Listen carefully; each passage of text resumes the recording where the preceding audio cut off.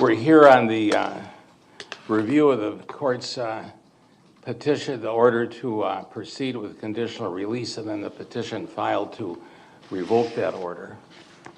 So how is the state calling a witness? Or how should we proceed? Judge, given today's scheduling was primarily based around the 3 doctors' schedules, I would suggest that we perhaps start with their testimony, because I know that they were all available today, and I believe they're all on Zoom. And I know that the court had questions for the doctors, so that would be my proposal. Well, should we introduce the petition, though, of why we're here? Sure. We have the petition that seeks to revoke the conditional release. Right. Is there a witness here to testify about that? I have several witnesses on the state's burden, none of which I anticipated including any of the doctors. All right. Well, I think we should put the petition into the record officially so we can have individuals comment on it. So who is calling to authenticate it? Well, I have, this afternoon, I plan to elicit testimony from Nicole Whitaker from WCS, who helped author some of the information, as well as Kathleen Martinez from the Department of Health Services. And then there's also a witness on Zoom who is part of the defendant's treatment team from Winnebago, Lisa Portman. I was going to have testimony from all of those individuals in regard to the information that was filed in document 655, the petition to revoke conditional release.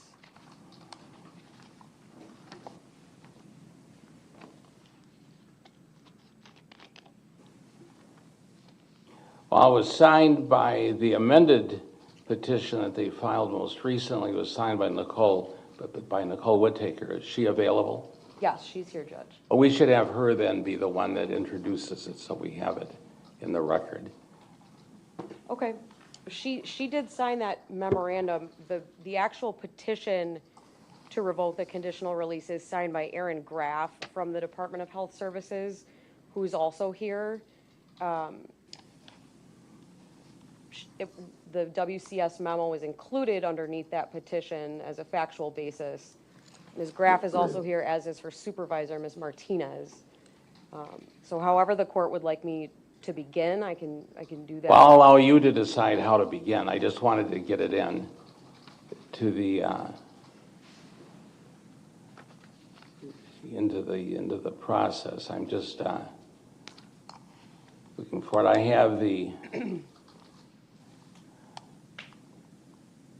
I have the statement of probable cause for detention and petition for revocation of conditional release. That was filed in court here on February 27th.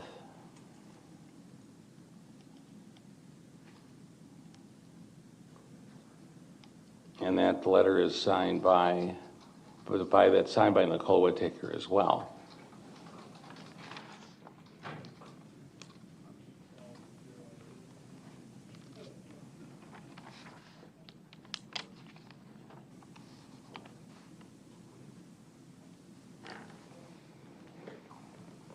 The reason we're here is they filed a petition.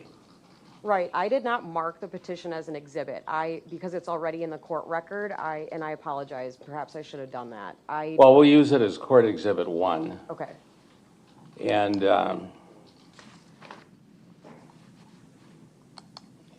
who, I guess, should Ms. Whitaker be the witness that comes in?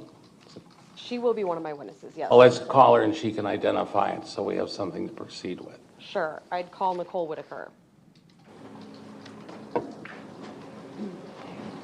Ma'am, if you'd come forward, have a seat behind the court reporter. We have an exhibit tag for that. And then, ma'am, if you'd remain standing, raise your right hand. Do you swear that everything you're going to testify to today is the truth, the whole truth, and nothing but the truth, so help you God? I do. All right, thank you. You may be seated. And then state your full name and spell your last name. Nicole Whitaker. My last name is Whiteaker. No. We're missing, excuse me a moment. We're missing sheets.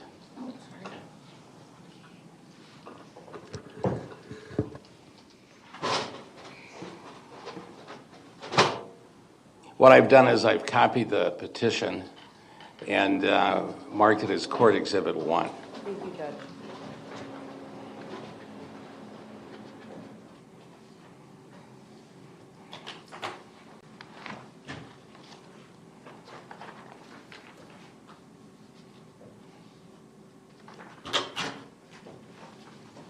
All right, thank you. I'm just going to give you now what's marked as Court Exhibit 1. Thank you. And then I'll turn it over to Attorney Nicolai. Thank you, Judge. Ms. Whitaker, where do you work? I work for Wisconsin Community Services. And what do you do there? I am the Conditional Release Program Supervisor. What does that mean? What are your duties? I oversee a team of people who are overseeing participants who are released into the community under conditional release. Did you become involved in preparing a plan for Morgan Geyser in this case? I did. And did you begin to prepare that plan in this case? I did. Ultimately, did you write a memorandum with some information in it that was filed with the court? I did. And you've been handed Court's Exhibit Number 1, is that true? Yes. Is that a multi-page document? Yes. What's the date of filing on that document, please? February 27th, 2025. Okay. And do you recognize that document? do. What is it? This is the 5177 petition for revocation. Is there information in that petition that you generated? There is. What information is that? I generated a portion of this that are numbered, and that comes out of case notes that were done after meetings with Ms. Geyser. Could you refer the court to a page number where your content begins? Mine is not numbered, but I'm on the 4th page. Okay. Is there a WCS logo at the top left corner of that page? There is. Okay. On the final page of that exhibit, is your electronic signature there? Yes. Okay. Why did you compile the information in this memo? We, as a treatment team, I'm going to object to her testifying as a treatment team when she's asked what she was tasked with doing. Sustained. Yeah. Sustain the objection. Can we go ahead? Sure. I want to back up a little bit.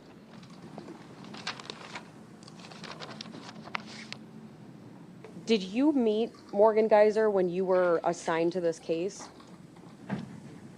I met her previously to being assigned to this case. Okay, and specifically to planning the conditional release plan, did you meet with a team that was tasked with creating that plan? I did. Who was a part of that team? There are several members of the team that include myself, a case manager, our partners at DHS, and members of the Winnebago Mental Health Institute treatment team. And when you say DHS, are you talking about the Department of Health Services? I am. And would that include Erin Graff? It would. For the record, is that GRAF? Yes. And is her signature actually also on Exhibit 1 that you were given by the court? It is. And what part did she play in this filing, if you know? She filed the 5177. And she's an employee with the Department of Health Services, is that true? She is. Okay. But was she also a part of the team that was helping to prepare this conditional release plan? Yes. Okay. And how many meetings do you think that this group had in regard to the conditional release plan in this case? Initially, the treatment team meets as a whole in the beginning when a participant's granted conditional release, and then a smaller group meets with the participant on a weekly basis going forward until she's released. When the group became smaller, what participants were left in it? Myself, my case manager, the participant, and sometimes her social worker. at Winnebago. Was the social worker always in those meetings in this case? Not always. Why not? There were times that Morgan had asked her to leave. Was that social worker someone that was recently brought into Morgan's team? Yes. Okay.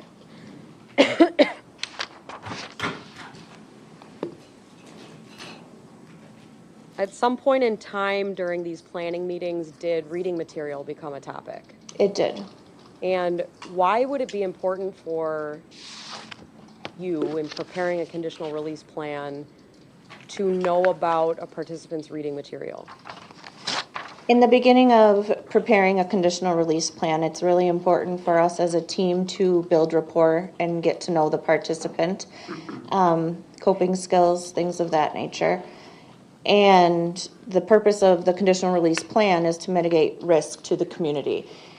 When we started looking into things that Ms. Geyser liked to do, reading became a topic. To then we inquired about what types of books and things like that. Okay. At a point in time, did you become concerned about information you learned about reading material that Ms. Geyser was using? I did. Why? Because it is related to the index offense, I suppose. In what way? It's violent. Specifically, is one of the books that you're referencing called Rent Boy? Objection leading. Overruled. It is leading, but we all are familiar with these various documents, and this will move the hearing along, so overruled. Yes. And did you have concerns about the fact that Ms. Geyser had read that book? I did. Why? Because it was a dark novel that revolved around murder and the selling of body parts on the black market, along with sexual sadism. Is that information contained in the material that you put together in Exhibit 1? It is. Okay. How did Ms. Geyser react when she was informed the treatment team and conditional release team would be monitoring her reading material? She was upset. Did she say why? She didn't feel it was necessary for the team to oversee things that she used as coping skills and a creative outlet.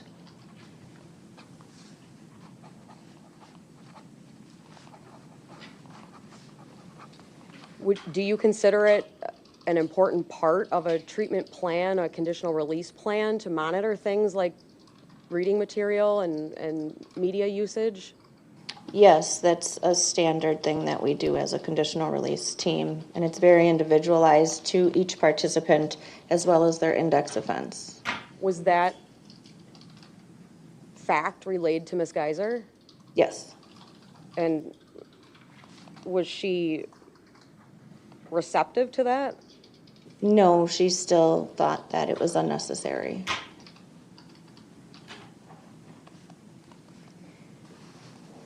Did you talk about monitoring Ms. Geyser's reading material during more than one meeting with her? We did. Did her response to that monitoring ever change? No. Would it be fair to say she pushed back on that monitoring? Yes.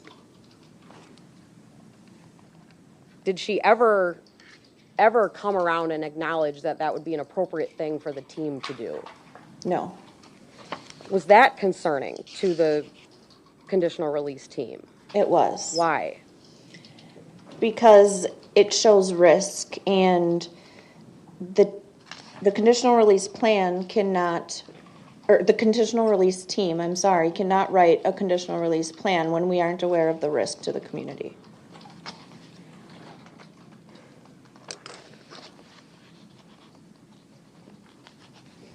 Was there a point in time when you approached Aaron Graff and Kathleen Martinez with the Department of Health Services about preparing this plan.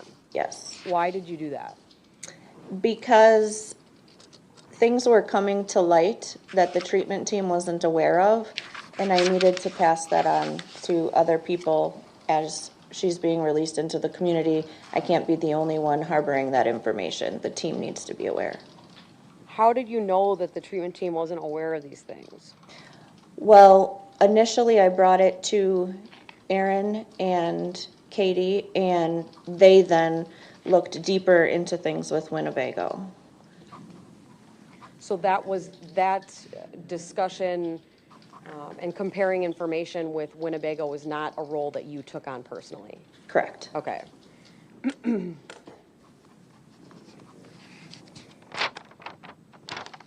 Are you aware of an individual named Jeffrey Pagels? I am aware of him, yes. When you are creating a conditional release plan, is it important for you to know people who a participant is having contact with outside of an institution? It is. Why? There are a number of reasons, risk being the number one. We have to take in the participants' treatment needs, as they're in the community. And so I asked Ms. Geyser, who are the people that she's communicating with on the outside, and that his name came up. How recently had she had communication with him? I'm not sure the answer to that. I know that she stated he did send her a letter after she was granted conditional release, and she stated that she ripped it up and threw it away. So at the point in time when you discussed this individual with Ms. Geyser, did it seem that she wanted contact with him? No. Okay.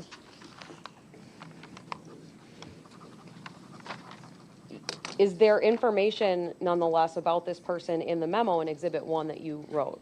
Yes. Why? What is included in here and why? After the team became aware of him, it was during that meeting that Ms. Geyser asked for a no contact. We further looked into things to find out if there was such a need for a no contact and what was the reason. And we found a number of things on his Facebook that pertained to Ms. Geyser that we were concerned about. And before I forget, I apologize for jumping topics here, Ms. Whitaker. I want to ask you one more question about the book Rent Boy that we talked about. Okay. Were you able to ascertain how Ms. Geyser got the book to read in Winnebago? I was under the understanding that she had got it from the library, but then it later came out that it was sent to her How? via mail from somebody, I'm not sure. Okay. Now, going back to, you indicated that there were things, did you do research on this individual on the internet, or how did you know these concerning things about this individual, JP? I did not personally do the research. My lead case manager did, as well as the social worker at Winnebago Mental Health. And what was anything that was found significant to your assessment of Ms. Geyser's risk to the community or herself? I'm going to object to that. She didn't do any research on Jeffrey Pagel. Overruled. Witness can answer. Can you repeat the question, please? Sure. Was there any information about this individual, JP, that was relevant to your assessment of Ms. Geyser's risk to herself or the community? Yes, but it was also concerning for Miss Geyser. And when we talk about risk to the community, she is included in that assessment. And he had things directly relating to her on his Facebook page. So yes, that was concerning.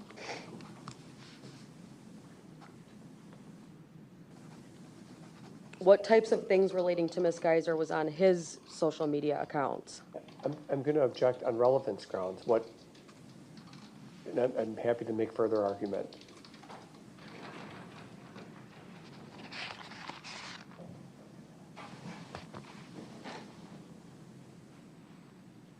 In overrule the objection, I think it's relative and probative to the issues that have been raised by the petition to revoke the conditional release from the standpoint that information the person, Mr. Pagels, may have on his Facebook account could be from any place, but it may also involve information that purportedly may have come from Ms. Geyser.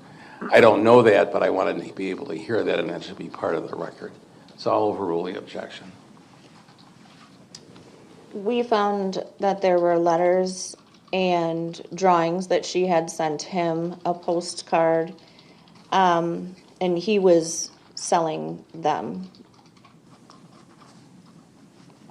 He was selling the items. Were you able to see the drawings that he was purporting were from Ms. Geyser? Yes, Were they concerning to you? yes. Why? They were very dark in nature. I would describe it as a horror type picture. Excuse me? Horror. All right. I want to show you what's been marked as State's Exhibit 1. Yep, thank you. Thank you.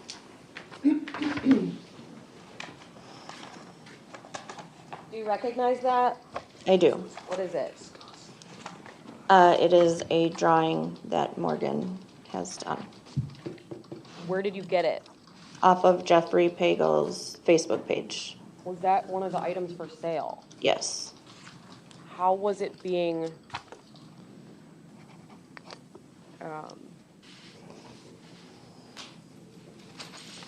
was Ms. Geyser's name linked to that piece of art in the sale information? It was. Does that look like a fair and accurate copy of the item that you found for sale in this case? It does. I'd move Exhibit 1 into evidence. Any objections? No. Received. And Judge, I can either display it digitally or just have the witness hand you the paper copy that. You can display it digitally.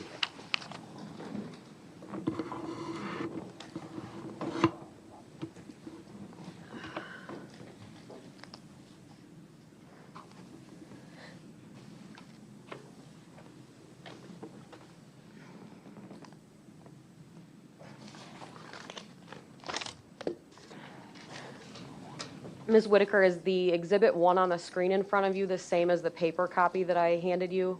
It is. Okay. And remind the court again what this is? That's a drawing that came off of Jeffrey Pagel's Facebook page. He compiled a number of items that he was selling as, he called it the Slenderman package. Okay, thank you, Madam Clerk.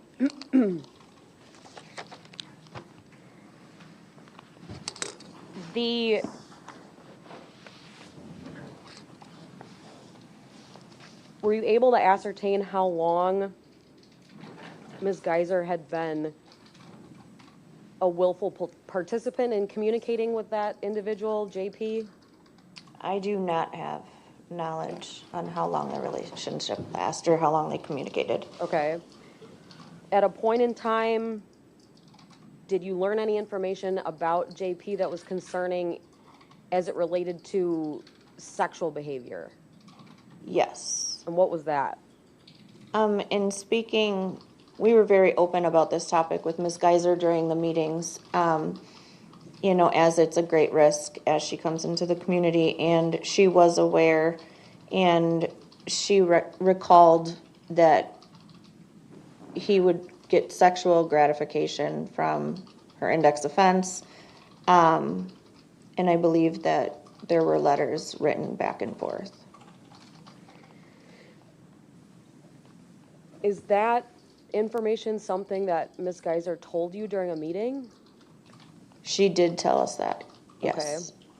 Okay. Is that, as far as you're aware, is that information something that she had worked on in therapy or with her treatment team to that point? I was not sure. Okay. Was that concerning that you didn't know the answer to that? Yes, Why? because it tells me that there's an unknown risk.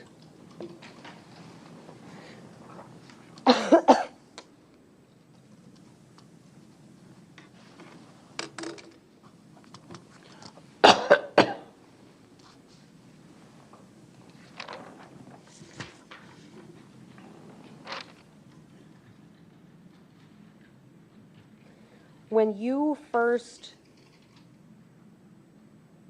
strike that. The Exhibit 1, you testified that the bulk of the information you included is bulleted with numbers, is that true? Yes. Okay. So would it be correct that in terms of creating the conditional release plan in this case, one of your first meetings with Ms. Geyser would have been on or about January 17th of this year? That's correct. Okay. During that initial meeting, did you learn what Ms. Geyser's preferred pronouns were I at did. that time? I did. How did you learn that information? At the beginning of the meeting, my greeting or opening statement was, "Hi Ethan, how are you?" And she had responded, "JK, I'm going by Morgan, she, her pronouns." What was Ms. Geyser's demeanor like when she said JK to you? Very light, aloof, just very casual.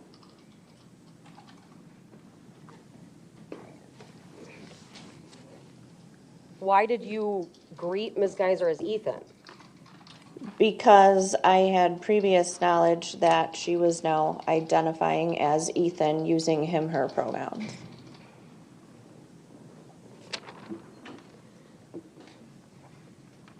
He, him pronouns, I'm sorry.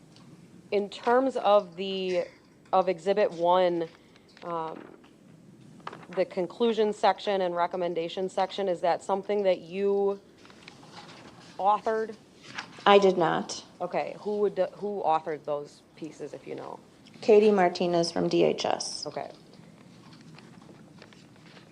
And in terms of the decision to actually file this material as a petition to revoke conditional release, was that a decision that you made on your own? It was not. Was it even your decision at all? No. Okay.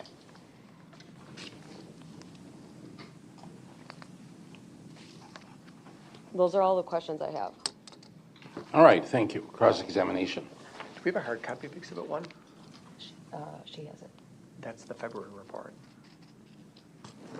You have Exhibit 1 in front of you, ma'am? I do. Yeah, yes, she does. Okay, can I go? Sure. Can I see that, please? Sure. Good afternoon. Good afternoon.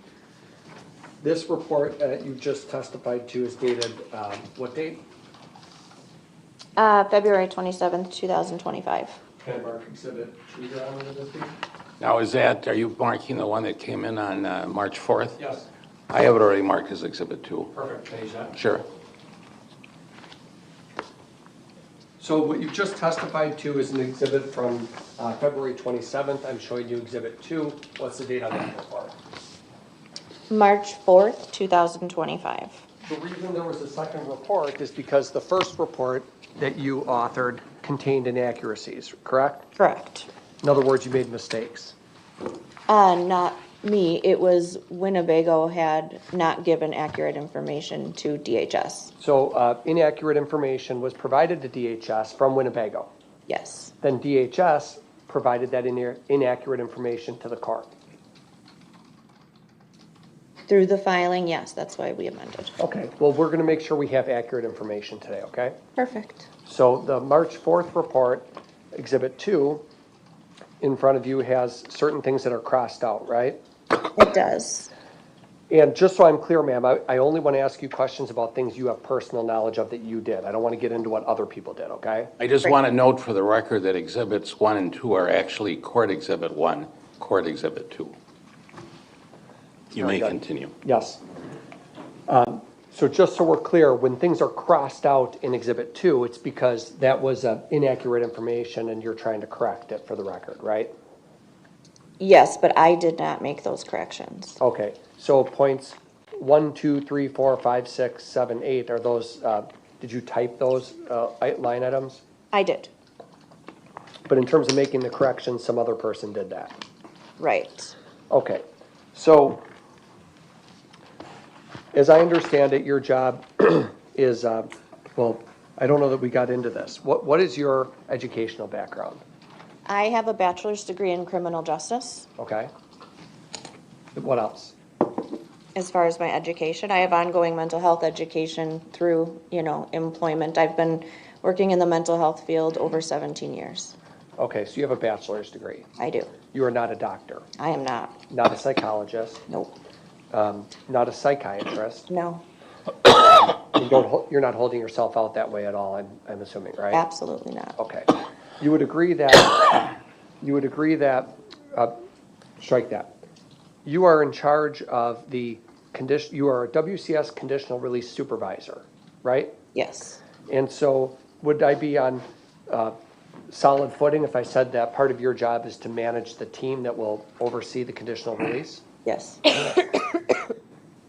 For Morgan specifically, as part of this process, did you yourself ever speak to any of the 3 doctors who did the reports in this case? I had not. Okay, you've never called Dr. Lundbaum, No, you've never called Dr. Collins, no, and you've never called Dr. Robbins. no. Have you, as you sit here today, have you even read their reports? Yes. Okay, which ones?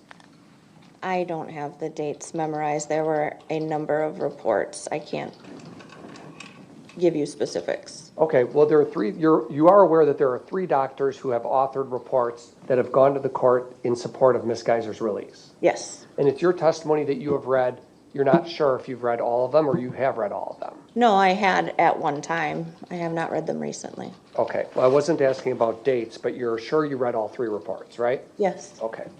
And did you read those reports before you authored or before you put together the petition to revoke Ms. Geyser's release? I didn't put together the petition to revoke.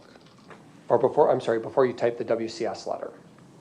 Can you rephrase the question, or can you restate the question? I'm sorry. Did you read those 3 doctor reports before you put together the letter that Yes. you authored? Yes. Okay. So as I understand it, you've met with Ms. Geyser on a few occasions. How many times? I'm not sure the number of times off the top of my head. Okay, is it more than 5 or less than 5? More than 5. So you drive up to Winnebago and do meetings there at Winnebago. We do Zoom meetings. Have you ever met her in person? I have. How many times? About 5, maybe? So you've done Zoom meetings and you've also driven up to Winnebago to meet her in person, right? I have, but that was different conditions, yes. What does that mean, different conditions? We do what's called community success groups, that we go up to Winnebago and do education. So that's when, I've met Ms. Geyser. Okay, so you're talking before Yes. before conditional release was Yes. granted. So since conditional release was granted, were those meetings those were Zoom meetings then? Yes. Okay, but the other occasions in the past, you've met her face to face? Yes. And to be clear, I think the last question Ms. Nicolai asked you is about the petition to revoke. That's not your doing, the petition to revoke. Correct. What you've authored is a WCS letter that's attached to that to provide information for the court, as I understand it. A portion of the letter. Not even the whole thing. Right. Now, you said that it's important to build rapport with a person who's going to be released, right? Absolutely. And because you're going to be involved in Ms. Geyser's life going forward on a practical level. If she's released, you're going to be involved in her life, right? Yes, her case manager would be more so, but yes. But just so it's clear, WCS as an agency provides support in the community for people who are on conditional release, right? It does. So rapport is sort of a two-way street. It's important for you to have a positive rapport towards her and her to have a positive rapport towards you. Yes. And you're aware, you've been to Winnebago before, so you're aware of what the facility is like, right? Is that a yes or a no? Yes. Thank you. It is a secure facility, if you will, is it not? Yes. And I know we call it a mental health institute, but there's security and guards and rules at an institution like that, aren't there? Yes. And in order for somebody to get a visit at Winnebago, whoever's in Winnebago, they're just sort of there, and another person in the community can request to come visit that person. Is that how it works? I do not know. What you do know is that Morgan had some visits with a person named Jeffrey Pagel, because you've testified about his name today, right? Yes. And if I go to Exhibit 2, if you have Exhibit 2, I want to draw your attention to paragraph 7, which is your note from February 19th. Did you author that? I did. And again, this is information that you had supplied to the court because it's being given to you by Winnebago, right? I'm sorry. Can I correct something? Sure. That number 7 was authored by my lead case manager. So some of the numbers in here are things that you wrote and some aren't? Right, they come from case notes. That is a collaborative effort. So, in other words, you put your name on a document that you've not entirely authored because it's a team approach. Yes. Okay. And on item 7, it's indicated that Jeffrey Pagel had visits with, well, I guess they used the initials JP. That's who we're talking about, right? Pagel? Yes. Had visits with MG, that's Morgan Geyser, right? Yes. At Winnebago 3 times. Yes. Initially, it was reported that it was 4 visits, but in fact, it's only 3. Correct. And every one of those visits that took place with Mr. Pagel was at Winnebago. Yes. There is no suggestion that Miss Geyser ever met him in the community. I'm not aware. You're not aware of any of her outings that she secretly had contact with Jeff Pagel, right? Correct. There's no suggestion at all of that. Not that I'm aware of. Okay. And the 3 times that Miss Geyser saw Pagel was inside, as you understand it, was inside Winnebago's secure facility. To my knowledge. So Pagel went through whatever process he would have gone through to get permission to go into the facility to see Miss Geyser. I suppose.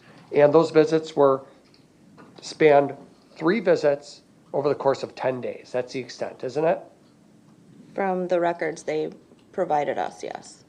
June 3rd, June 8th, June 13th Yes. of 2023. Yes. So Winnebago supplied you with those records, right? They did. So Jeffrey Pagel's name was known to Winnebago in June of 2023. It was. In fact, they were aware of the visits because that's the institution that provided you with the records, right? Correct. And initially it was reported that Pagel visited her on June 30th, but then that's crossed out because that actually never happened, right? That's what I'm told. And in fact, it was Miss Geyser that there was a visit scheduled on June 30th with this Pagel person, and it was Miss Geyser that canceled the visit, right? I don't have firsthand knowledge of that, but that's what I'm told. Your report that you supplied to the court says Miss Geyser rescinded permission. That's the language you supplied to the court. Yes.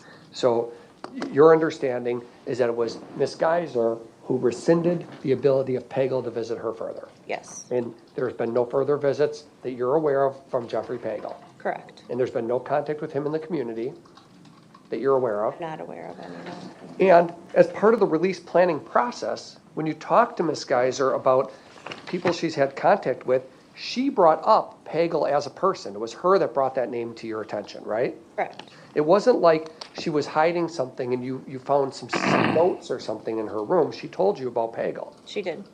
And she asked, didn't she, to have a no contact with Pagel? She did. Because she still, as of the time you were meeting with her in January, was expressing a desire not to have contact with him.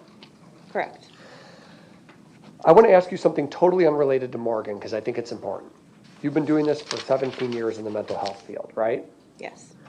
And we don't need to get into the details of other people's cases, but you are aware that Ms. Geyser's case, if you will, is of a high-profile nature, right? Yes. We all sort of know about it because whether you've been involved in it or not, people have heard of the Slenderman case and people are just generally aware of that.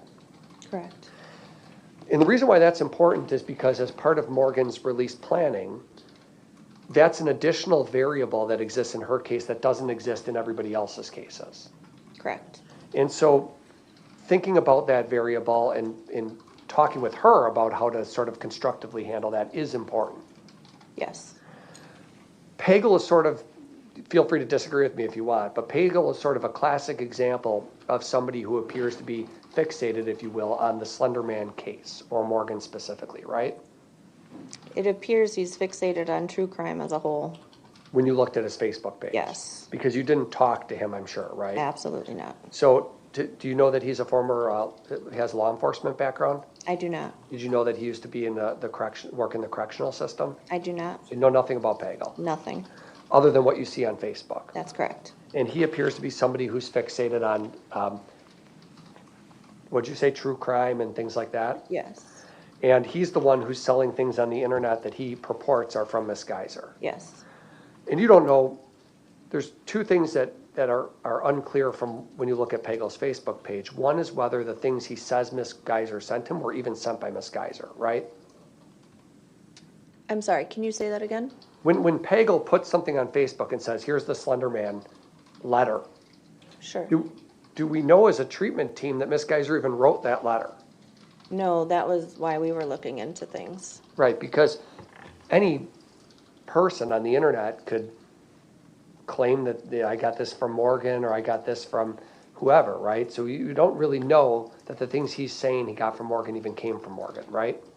She had told me that she had sent him things and she was aware that he was selling them. So we did know. Okay.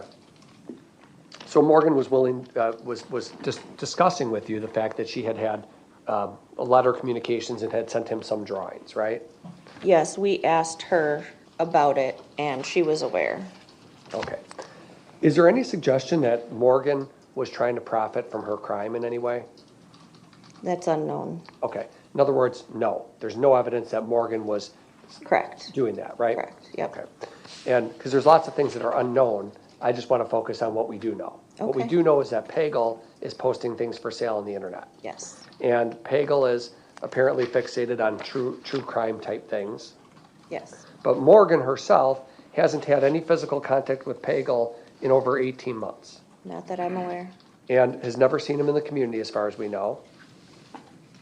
Right? Correct. And has herself asked for a no contact order. Yes. And as part of a treatment release, when you're planning someone's release, a person gets rules, right? It's sort of like being on probation. They have a list of rules that they have to abide by. Correct. And certainly on those rules, oftentimes there will be no contacts with certain individuals. Yes. I mean, one obvious no contact would be the victim of the crime and the family members, right? Yep. And then, so it seems like Miss Geyser is aware of that. So when she uses the phrase no contact, it's in the context of, I'd like there to be a rule that makes it clear not to have contact, right? Correct. And in terms of making sure that somebody knows how to, well, let's go back to sort of the nature of the crime.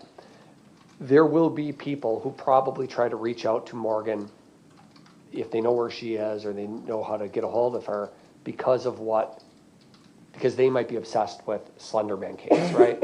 That's been the history. But actually what's going to happen, as I understand it, is judge had ordered conditional release, and so you as part of the planning group, you were going to put together a plan for her to go to a group home, was the idea. Correct. And as I understand it, there were 2 group homes that were identified, but one was too expensive and one was affordable, right? Yes. Well, yes. Two group homes that would take her, right? Yes. And so the one that you had identified would be a location that would be confidential in a way, wouldn't it? We were going to try to make it confidential. Okay, I just want to explore that. I mean, the idea was even Morgan shouldn't reveal her own location to start Correct. with, right?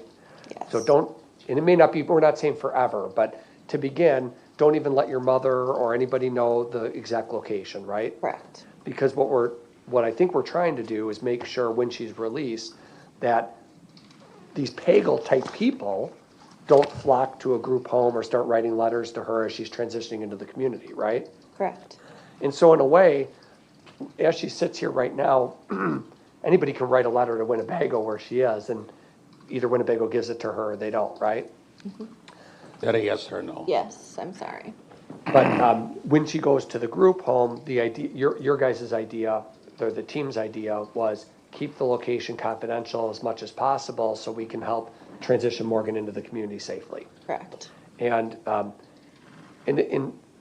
can be hard for her to process in a way because it's almost more restrictive in a sense than Winnebago is, isn't it? Yes, I know she's worked hard, you would agree she's worked hard to earn her release from Winnebago, right? yes, And so she has release privileges where she can go into the community in a supervised fashion and have visits from family members and friends, right? she does. But that's going to change when she goes to a group home. She's actually going to be more restricted to start with. Initially, yes.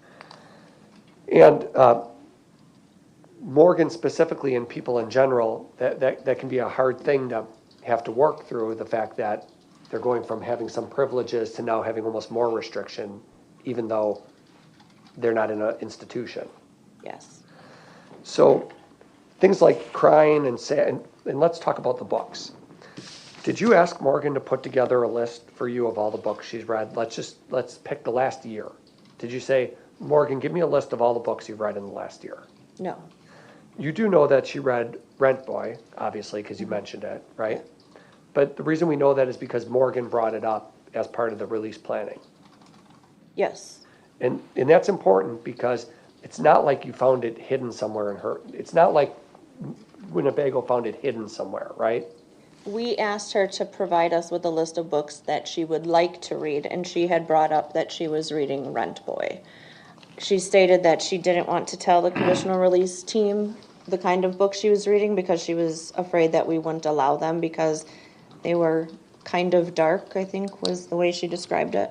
Did you ask, so you were asking sort of prospectively, can we have a list of books that you are planning to read as you are released? Yeah, what are you interested in reading? Okay, but you never asked her for a list of books she's actually read, right? No. And in something like Rent Boy, there's no evidence that she sought it out. It appears that somebody mailed it to her at the institution, as you understand it, right? I don't know if she sought it out or not. Well, but you said before, you believe someone mailed it to her. That's what I'm told, yes. Okay, so all we know is that someone mailed her this book and she read it, right? I suppose that's what I'm told. Yeah, we're told that someone mailed her the book. Yes. She read the book, and then she disclosed to you or the team that she had read the book. Yes. Okay. And so isn't honesty an important part of one's release plan? It is. Morgan should be commended. Morgan should be commended for not concealing the fact that she was reading a book that has some dark themes to it. Agree? I'm not sure. I'm not a doctor, so I don't, from the clinical standpoint, that's not my role. Okay, so you defer that question to the doctors who can testify about whether that's a problem. Yes. But it gets presented to the court and disrupts her release plan potentially because it's being represented as a problem, but you've never talked once to the doctors about it. Correct. Okay, and you could have. Before you filed this letter from WCS that now seeks to revoke her release, you could have called any of these doctors before you filed this letter and asked them, hey, we learned that she read Rent Boy. What's your opinion? Is that a problem? Objection, she didn't file the letter. Okay, before you authored the letter, you could have called any of these doctors and asked them, is this a problem? DHS contacted the treatment team at Winnebago to look further into it. So that's what they were doing. Okay, and so the answer is you didn't do that, right? Did I contact the doctors? No. Now,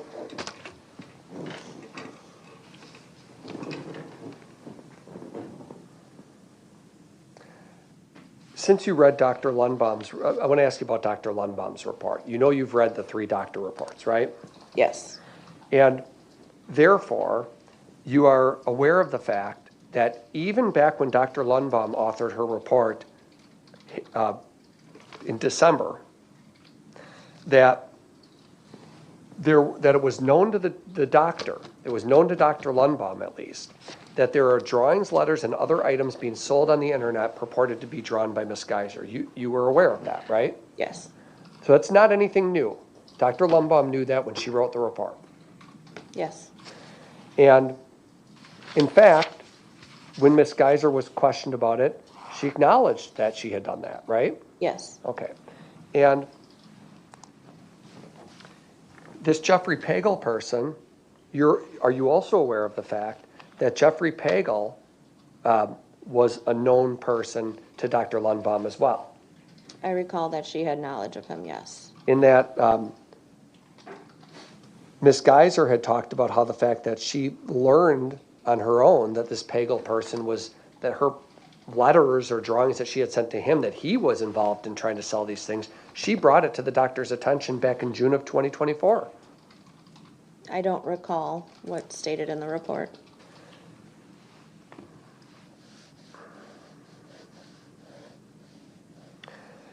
Now, the reason these reports are important is because when a person is released on conditional release, these reports become part of the treatment process, don't they? They do. And you've read the reports, but I just want to be clear, you never reached out to these doctors to discuss any of your concerns about the book or Jeffrey Pagel, Objection right? asked and answered. Sustained. So, with respect to the art that Ms. Geyser does, were you aware of the fact that Ms. Geyser has discussed her trauma therapy and the therapeutic benefit from her artwork, and the fact that a lot of it is disturbing but helps me cope with the trauma I've been through? Are you aware of that? That's not my role. Okay, but we're using her artwork here, this picture that you testified to. What's the point of providing this to the court? What is the intention behind giving this to the state? What is the intention behind giving it to the state? Yes. Because it raises a concern for risk. But you never took this picture that you've now given to the state and asked Dr. Lundbaum, does this change her risk? That's not my role. Okay, whose role is that? That would be the doctors that are treating her. That would be the Winnebago doctor's role. Winnebago, yes. So you become aware of a drawing, and you then mention it in a revocation letter that is supplied to the court. But you were also aware of the fact that Ms. Geyser has been drawing disturbing things for a long time. And Dr. Lundbaum was aware of that when she suggested that Morgan was appropriate to be released, aren't you? That's the report. This is not new. Her doing a disturbing drawing is not a new fact at all. Agreed? Agreed. Okay. So we'll put that to the side. And nor is Jeffrey Pagel a new thing at all. He was known 2 years ago in June of 2023 when he was going to the institution. To Dr. Lundbaum, yes. Well, actually, And to it the was whole, in her report. right, and to the whole institution, because the records at Winnebago reflect the fact that he was a known visitor to their facility. Yes. And the records never showed anything inappropriate between Ms. Geyser and Mr. Pagel during any of those visits. I'm I'm going unaware. to object on foundation of this witness to testify about all of Winnebago's records. Overruled. Witness can answer if she can. If she doesn't know, she can say she doesn't know. I do not know.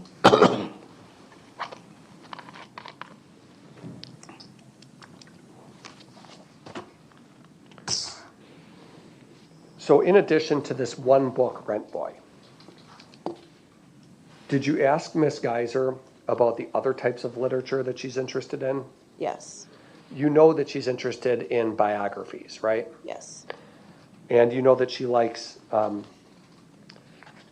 historical books, if you will. I might have said Westerns previously. She doesn't like Westerns, but historical books, right? I am not aware. But she's talked about her like of Vincent van Gogh, for example, and reading biographies about him, right? Okay, yes. And at Winnebago, she doesn't have internet access at Winnebago, right? I'm not sure what she has access to at Winnebago. But when you've met with her and talked to her about her hobbies, a central hobby for her is reading, right? Yes. It's really been, for the 11 years that she's been in custody, it's really been a crutch for her and something that she's relied on, isn't it? I know that it's something she's interested in. And so what Morgan has, and Morgan has an interest in a wide array of reading material. You're aware of that, right?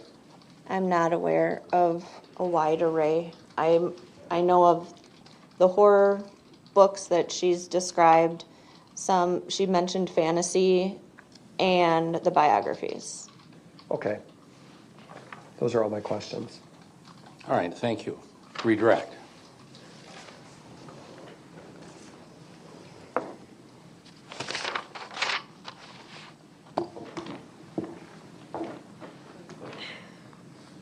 Ms. Whitaker, why did you think it was important to share this information with the Department of Health Services?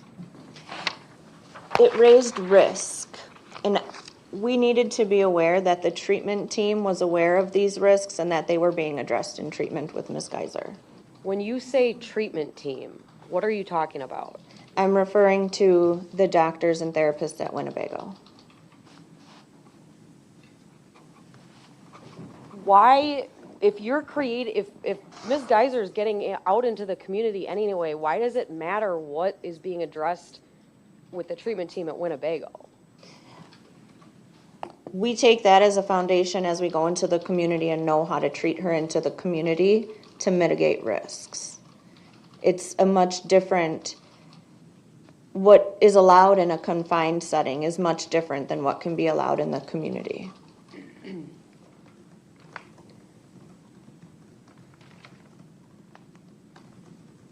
Those are all the questions I have. Thank you. Any further cross based upon the redirect? No. No, Your Honor. All right, thank you. You could put the exhibits just up on the counter here, that would be fine, thank you. You can step down. Thanks for being here. Thank you.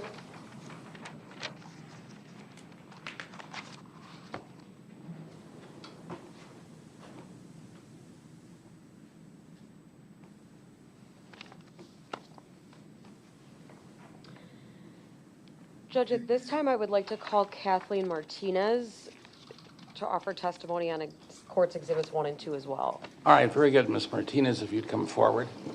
Do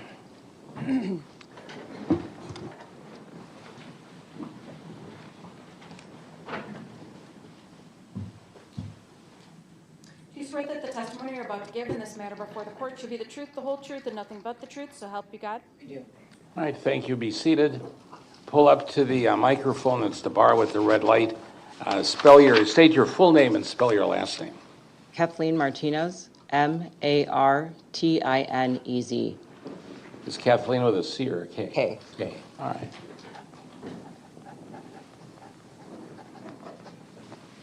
Ms. Martinez, where do you work?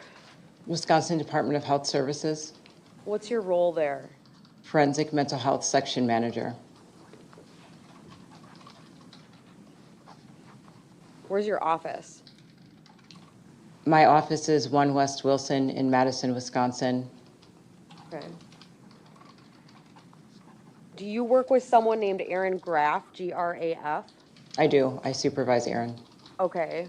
Were you involved in the filing that's been discussed at today's hearing regarding the petition to revoke conditional release for Morgan Geyser? Yes. Okay. I believe in front of you are Court's Exhibits 1 and 2. Is that true? Yes. Okay. Do you recognize both of those items? Yes. Looking at Court's Exhibit 2, and just to clarify for the record, were you just in the courtroom during the testimony that was offered by Ms. Whitaker? Yes. Okay. Do you know Ms. Whitaker? Yes. Okay. Are there portions of Exhibit 2 that you authored as well? Yes. Could you please clarify for the court which portions you authored?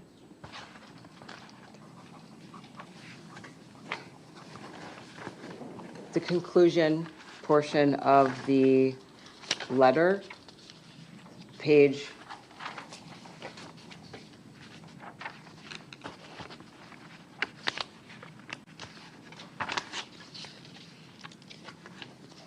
5, partial part of page 6.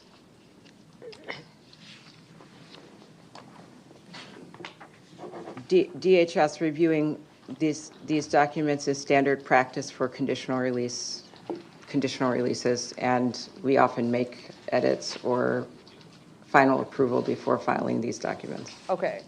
So how does WCS relate to DHS when we're talking about someone that's been granted conditional release? DHS contracts with WCS to provide conditional release case management to any conditional release person in certain counties in Wisconsin, Okay. including the southeastern part of the state. Okay. Does that mean that the person would only work with a WCS case manager and no one from DHS? Upon release, Right. Or would they have both? DHS also contracts with Department of Corrections to provide supervision. So the individuals that are conditionally released work with their WCS or the contracted case manager, the contracted DOC agent, and any other treatment providers or service providers that are indicated in the plan. Okay. In terms of, in terms of preparing a conditional release plan, is DHS involved in that? We review it when it's complete. Okay. Were you involved in any of the meetings that occurred in regard to the plan for Ms. Geyser? No. Okay. At some point in time, did you become involved in the planning for Ms. Geyser? Yes. Why? I received pictures of Facebook posts that were concerning. I received them from Erin Graff that she received from WCS. Okay. And are those some of the things that have been discussed during Ms. Whitaker's testimony and are detailed in Exhibit 2? Yes. Okay. Ultimately, were you able to review the information compiled by Ms. Whitaker in Exhibit 2? Yes. When you learned that information, what did you do? I alerted the department administration because it is a practice to complete high-profile notifications if we believe that there may be attention or media drawn to a specific case, and that's what I did. Okay. Did you have contact with Winnebago Mental Health Institute about some of these issues that were raised, or risk issues that were raised? Yes, I did. Why? To ask them about their perspective from their, from their end. When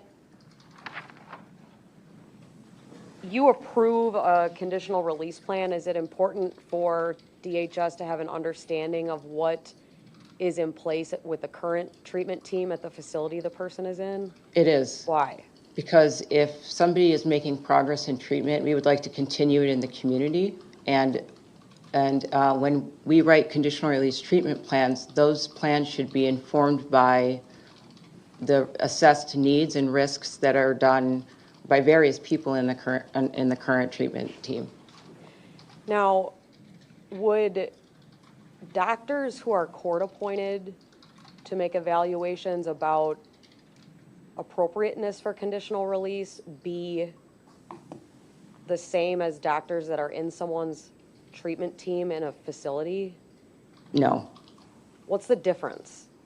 The court-appointed doctors are independent examiners, not affiliated with DHS, and meet with conditional released clients or prospective conditional release clients for purposes of offering an opinion about whether the conditional release poses a threat to the individual or community or property.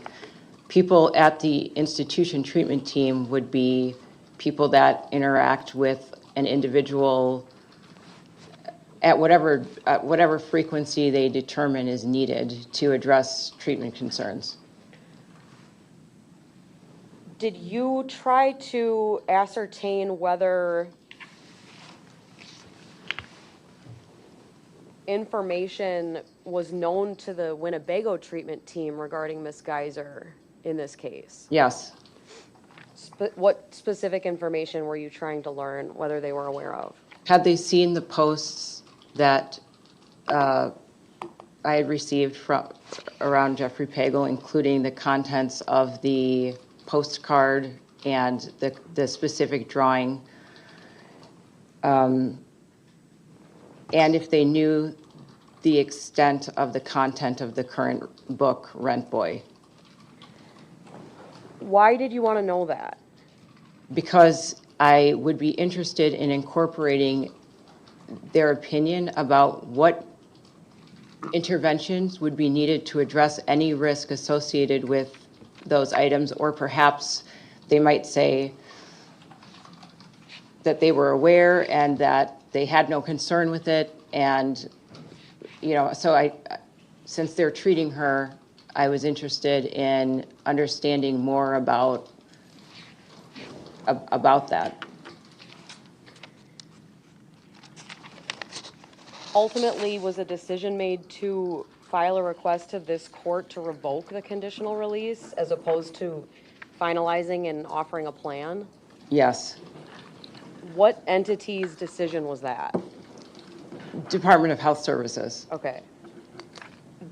And why? Why is that the position of the Department of Health Services? Because when we asked if the treatment team were aware of the extent of these issues and the content, they said the Winnebago social worker. I'm going to jump on hearsay grounds.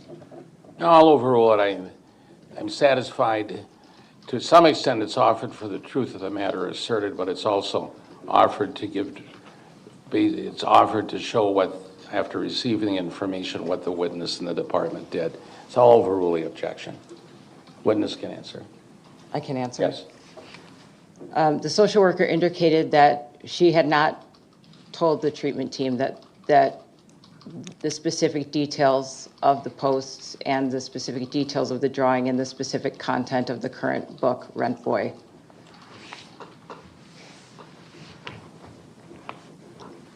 That was in a meeting with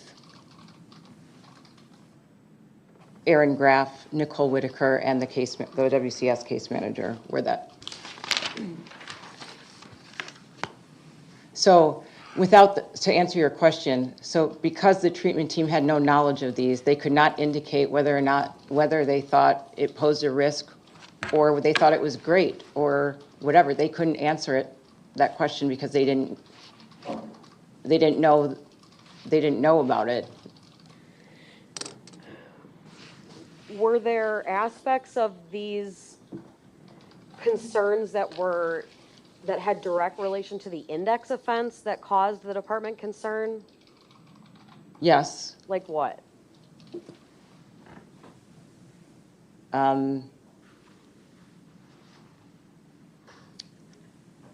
The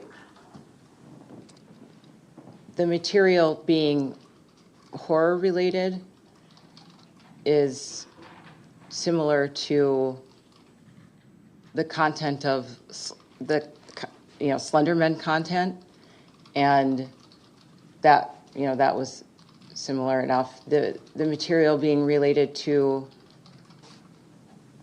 killing people and violence was similar enough to ask a question about risk. Did the department have concerns about Ms. Geyser's self-reporting tendency to disassociate when stressed? Yes. What was that concern?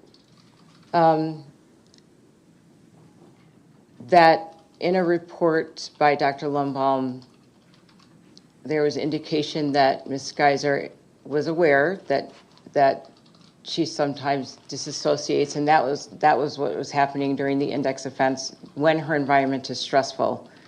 And releasing to the community is often includes elevated stress for the individual. And so we were interested in knowing what her treatment team thought about that in relation to her current reading material.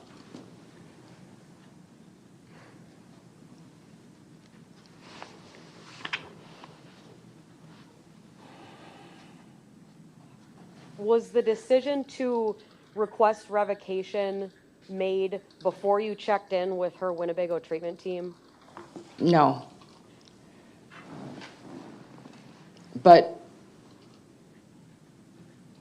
we would have liked more time to get more information. That's part of the problem, is that we didn't have the information we needed, and our job is to write a plan that mitigates risk to the community. It's hard to do that if the risk is unknown.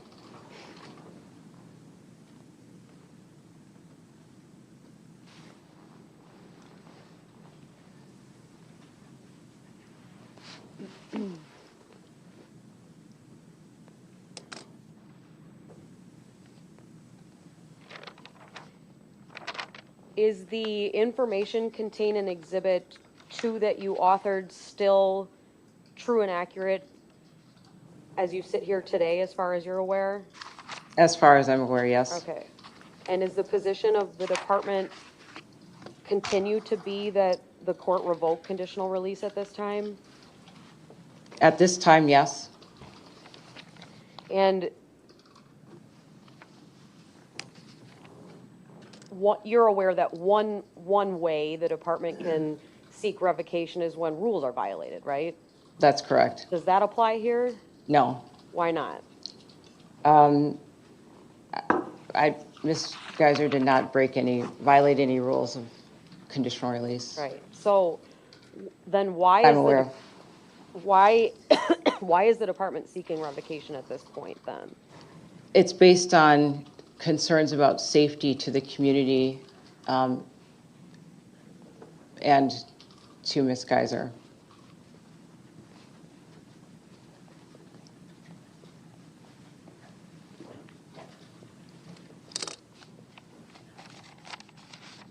You were in court when State's Exhibit 1 was offered, the drawing, is that true? Yes.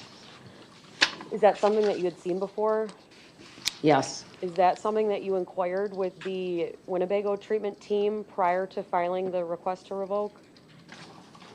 We asked, had they received or aware of any of the posts that were done on Facebook, and they said that the Winnebago social worker indicated that the treatment team was not aware. What about in terms of, was the treatment team aware or worked with Ms. Geyser on, her tendencies to enjoy violent artwork or something like that? Was that something that was known and aware?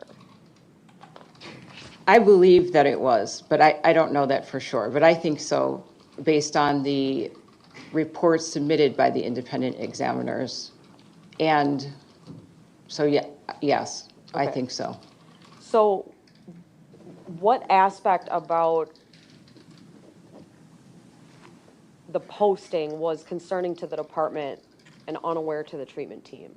They indicated they weren't aware of any visits. They weren't aware of the fact that he'd indicated sexual arousal based on the index offense. They were aware of the general themes, but not the details of the specific posts or drawings or the particular book.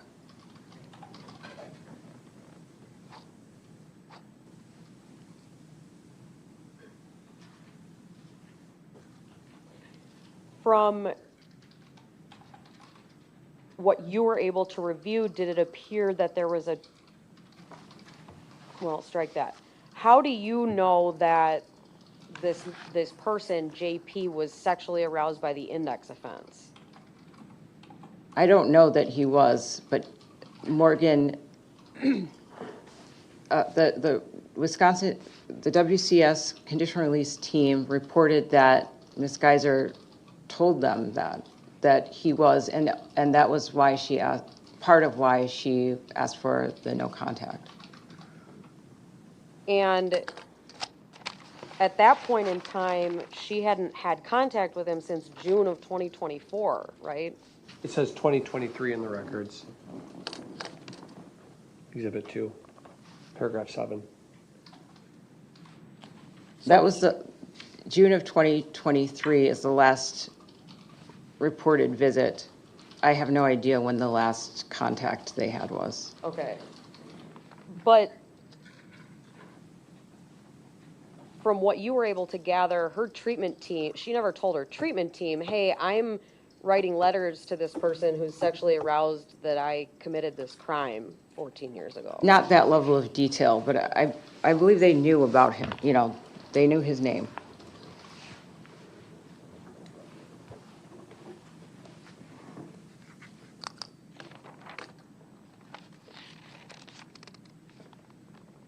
I asked if this was, that specifically, the sexual piece has been addressed at all in treatment, and I was told that they weren't aware of it, so.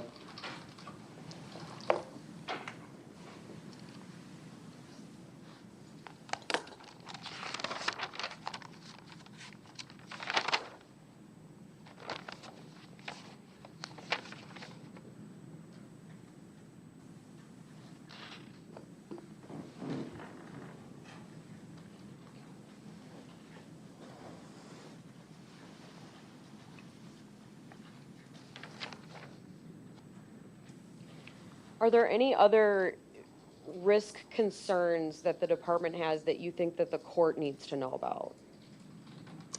I'm going to object on notice. I'm going to object on notice grounds. If they file a petition to revoke, they can identify the grounds, which they've done, so that we have notice and can investigate and respond. Overruled, if the witness has additional information for the benefit of the public in the court, the witness can disclose that. I would just say that generally the conditional release program places people in the safest environment possible. However, and we have the ability to write rules for people to follow, but obviously those rules are broken, and group homes are not locked. People can leave group homes. People can cut off GPS bracelets. So we try to make the best placement possible, the safest placement possible, and we understand that we have rules, and those aren't necessarily safeguards, but I wouldn't, I guess that's just more general information about conditional release generally, not Ms. Geyser specifically. That's all I have, thank you. Okay. Cross-examination. Good afternoon. Good afternoon. You and I have talked one time before, haven't we? Yes. I think you were on a Zoom conference that we had about a week Yes. or so ago, right?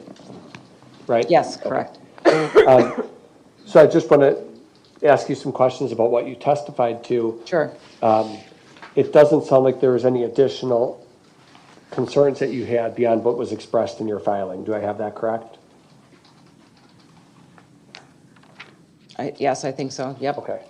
And we all know rules can be broken. You mentioned people, I think you just said people could choose to, a person could cut off their GPS bracelet, right? Correct. Person could theoretically leave a group home if they wanted to get out somehow, right? Yes. And there's mechanisms in place that when people break rules, there's mechanisms in place to address that, right? Like, for example, pursuing revocation, or Sure. do you mean something? Yeah, a person could be arrested, right?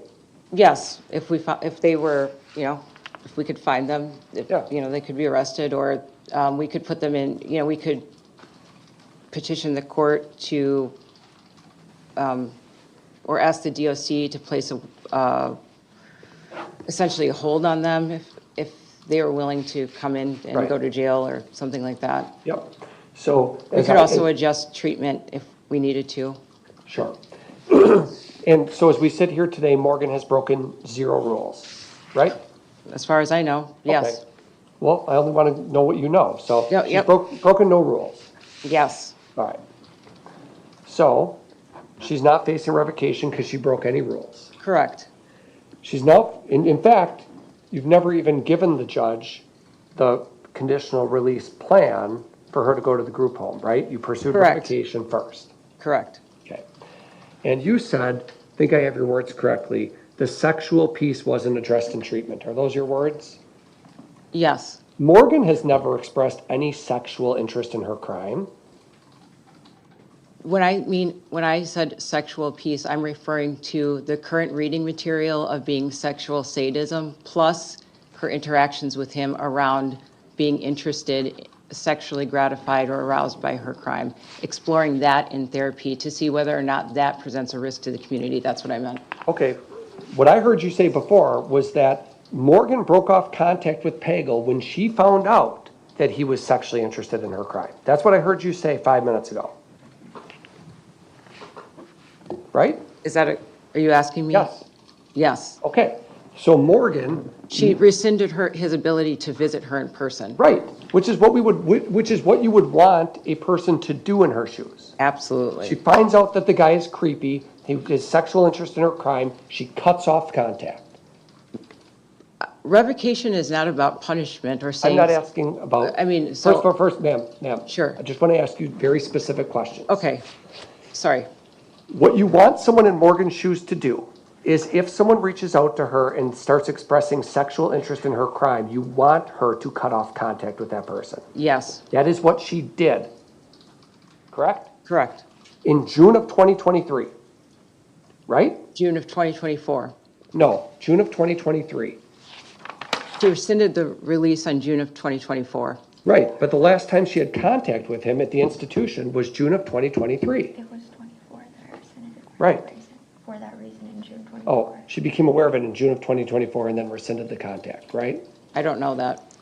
Okay, all we know is that she rescinded it in June of 2024, right? Correct. But we know for sure that the last time she had any contact with him in the facility was June of 2023, right? The last visit he came to Winnebago was in June of 2023. Okay.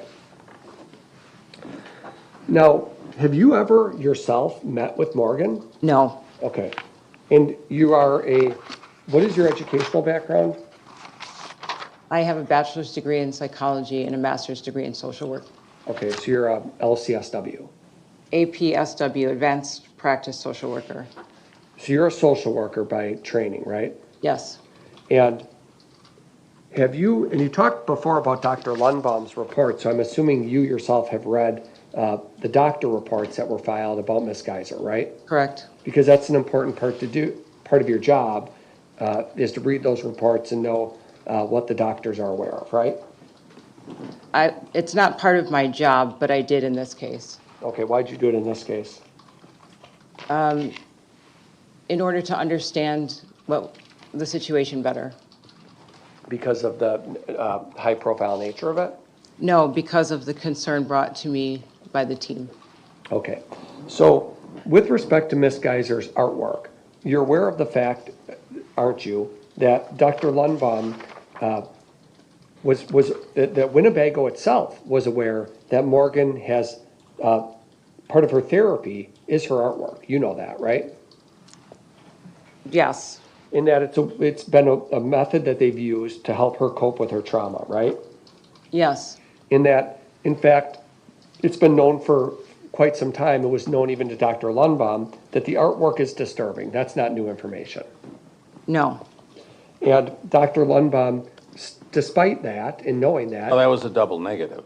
okay, then let me be precise with it. I should ask the question. You know that Miss Geyser has drawn artwork of a disturbing nature in the past, right? You know that?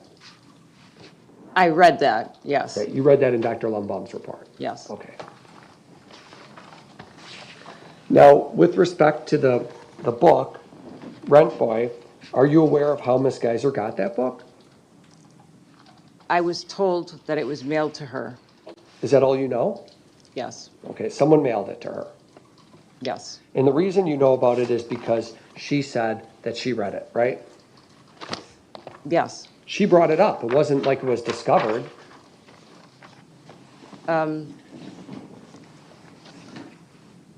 Right? I don't know. Oh, you don't know. Miss Geyser stated she just finished a book titled Rent Boy by Gary, Indiana, which she stated was about prostitution and black market organ trading. Are you aware of that sentence in the WCS report? Yes, Okay. So Miss Geyser was the one who disclosed that she read the book. yes, Don't we want, as part of DHS, don't you want honesty? yes, So it would be a concern if somebody wasn't honest about reading a book like that, but yes. it's also a concern when they are honest about it. If the concern was that upon further investigation and looking into the themes of the book, when they asked her about it, her response was, "Oh, I forgot that part," which is also indicated in the memo. She stated that it was darker and disturbing, right? I mean, I wasn't in that meeting. Okay. And really, you don't have any personal familiarity with Miss Geyser as an individual because you've never met her, right? Correct. And when you talked before about the sexual piece that wasn't addressed in treatment, what we're talking about is Jeffrey Pagel, whoever that is, his sexual interest in whatever, right? And sexual sadism, the combination of that. That he's interested in sexual sadism and, No, the book related, the Rent Boy book had themes of sexual sadism. right. So- The concern is, as I understand it, the concern is one book that she read, one book in 11 years, one book, Okay, had some themes of sexual sadism. okay, That's a concern, right? yes, And then there's another concern that someone named Jeffrey Pagel is sexually interested in her crime. That's another concern, right? the concern is the combination of that. Right. And whether or not the treatment team has addressed that and what they think about it. The concern is a question of risk.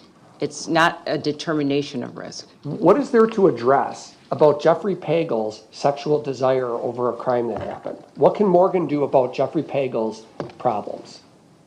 Other than contact? I do not believe Morgan has any responsibility to address Jeffrey Pagel's concerns. Okay, so all the stuff he's posting on the internet about his own behavior, that has nothing to do with Morgan, right?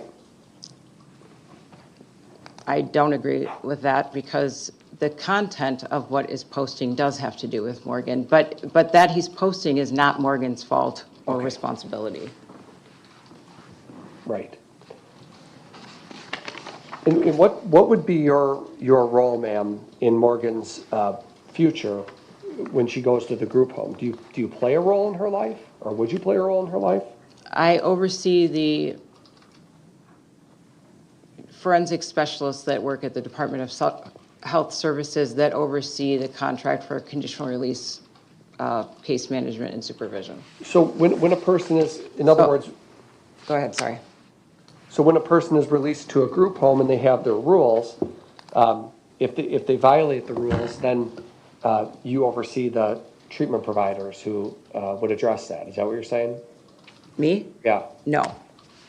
Okay. So really, you would play no role in Miss Geyser's life going forward. You wouldn't be involved in treatment or anything. Very rarely would I be involved in any conditional release person's day-to-day life. Did you ever ask Miss Geyser to provide you with a list of books she's read over the last year? No. To see what topics she, no? Did you ever reach out to this Pagel person to ask him any questions ever? No. And you did say before that the treatment team did know about him. You're aware of that, right? They knew his name.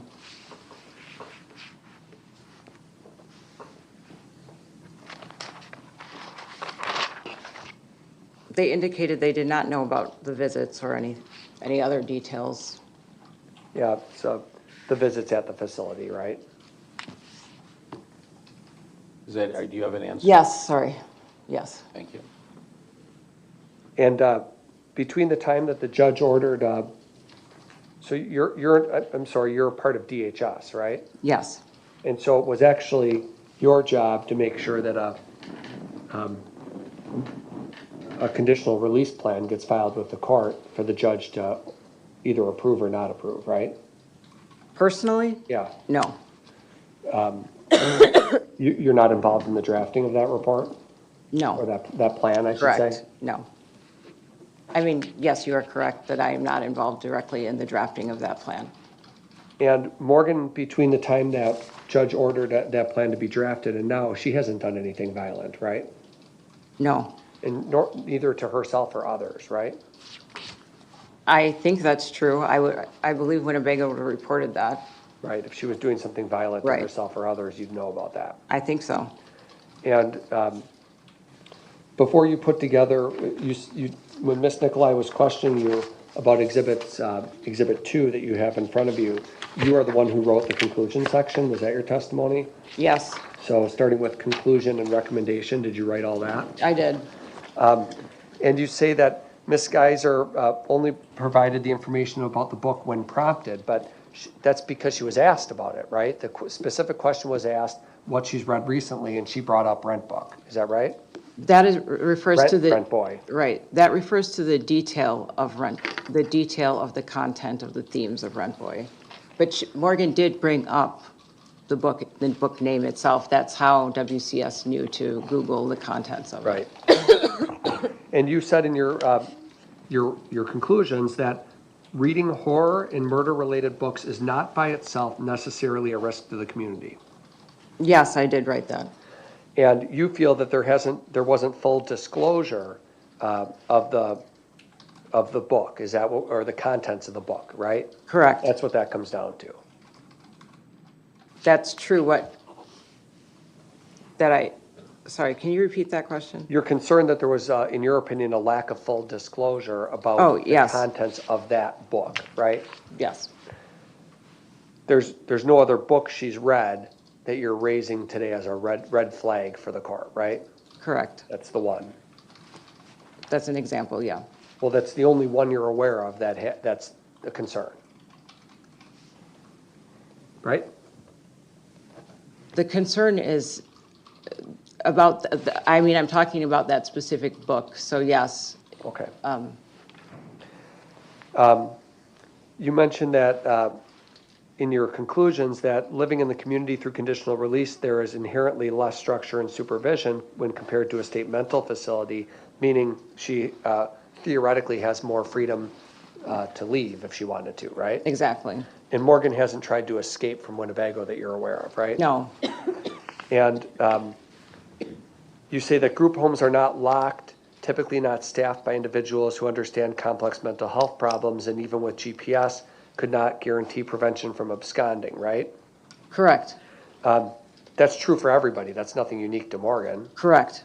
And that somebody could form a bad relationship that would exacerbate a risk, that's not unique to Morgan. That's anybody. True. And that's just something we have to deal with, isn't it? That's part of the nature of somebody going into conditional release, is that it is a gradual process to give that person more freedom, and there will be potentially more things that could happen, right? That is true. The recommendation was to monitor social contact, social relationships from one of the independent evaluators. So Right. So we monitor different things depending on individual needs and risks. And treatment doesn't stop for a person once they're released from the Winnebago Institute. No, it doesn't. In fact, it might change because that person now has a different set of challenges that they have Yes. to confront, right? Yep. And so part of the job of DHS is just making sure that as part of the contract, if you will, is to make sure that those treatment providers are in place and available to the released person, right? Yes. And treatment remains something that if there's a concern about a book, for example, a rule can be put in place that a person not read a particular type of book, right? A rule could be put in place, that's true. And then if a person violates that rule, then, as you know, petition to revoke gets filed with the court, right? Yes. So if we, Well, possibly, right, it doesn't have to result in revocation. You could choose to do some alternative approach. if we found out about it, yes. Right. So, and so the way you work through things is to establish rules, right? Rules get established for a person when they're released.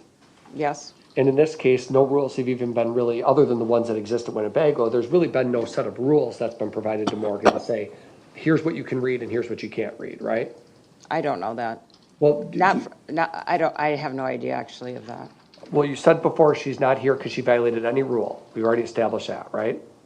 Yes. Meaning- Because there's a standard set of rules. Right, meaning there's no rule that prohibits her from reading Rent Boy, for Right, example. yes, There's no rule that prohibits any type of reading against her. right, yes, correct. She discloses what she's read as part of the release plan, and she gets served with revocation papers. Do I have that right? Objection argumentative. No, that's, No, overruled. It's cross-examination. right? That's what happened. She has no rule prohibiting her from reading any genre at all, right? Correct, She then reads rent boy, that someone sends her, and discloses it, right? Correct. And then she's served with revocation paperwork and told she won't be released for 6 months. That's how it The was handled. revocation is not based on rule violation, Based on safety concern. safety concerns over something she read that wasn't prohibited. Yes. Okay, that's all. Any redirect?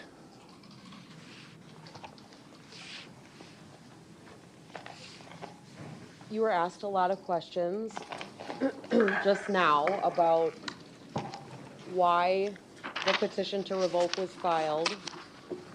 And those questions seem to suggest the only reason was because of one book that Ms. Geyser read. Is that true? Yes. That's the only reason that this Oh, was sorry. filed? Sorry, go ahead. Is that the singular only reason that she said, I read this book, and so you said, I'm gonna file this petition? Oh, no, no. Okay. Is it fair to say that it's a much more complex analysis that was done before the determination to file this was made? Yes. The discussion that was had regarding this Mr. Pagel person, you agreed with defense counsel that he certainly seems to have some issues, right? And that they're not Ms. Geyser's problem. That she shouldn't be punished for, Right. or responsible for dealing with his issues. Right. But there's still a concern that the department has because this is a person that Ms. Geyser decided to have a relationship with for some period of time, right? That's true, but I would say the crux of the concern is that her current treatment team was not aware of the extent of their relationship, the extent of the content of the post. It's that they might have been aware on some level that he exists, but they weren't aware of the detail, the same with the book. They weren't aware of the extent of the details of the book. And that without their perspective on what that looks like in terms of risk mitigation or treatment intervention, we had no choice other than to file a petition for revocation because we cannot write a treatment plan that addresses risks that we're not aware of, that we've asked about, and the treatment team said, well, we haven't addressed it because we were not made aware of this level of detail. And when you talk about level of detail specifically with this Pagel person, did the detail include the fact that some of the content of correspondence Ms. Geyser sent to him? Yes. What specifically? The postcard that indicated a desire to be intimate with him. Was that information that the Winnebago treatment team had? No.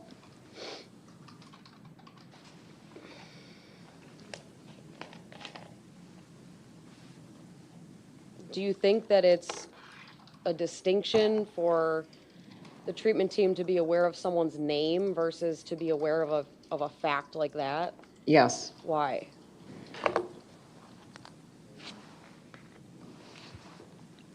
Details that around the specific details around the nature of their relationship could exacerbate risks to the community, and I think it would be important for them to have explored that in order to indicate what current interventions are in place and how we might be able to address that in the community. If the department became aware that there was someone out there in the world who seemed to be fixated on Ms. Geyser and was sending her things and wanted to come see her, but there was no evidence that she ever reciprocated any communication, would the department have filed revocation papers?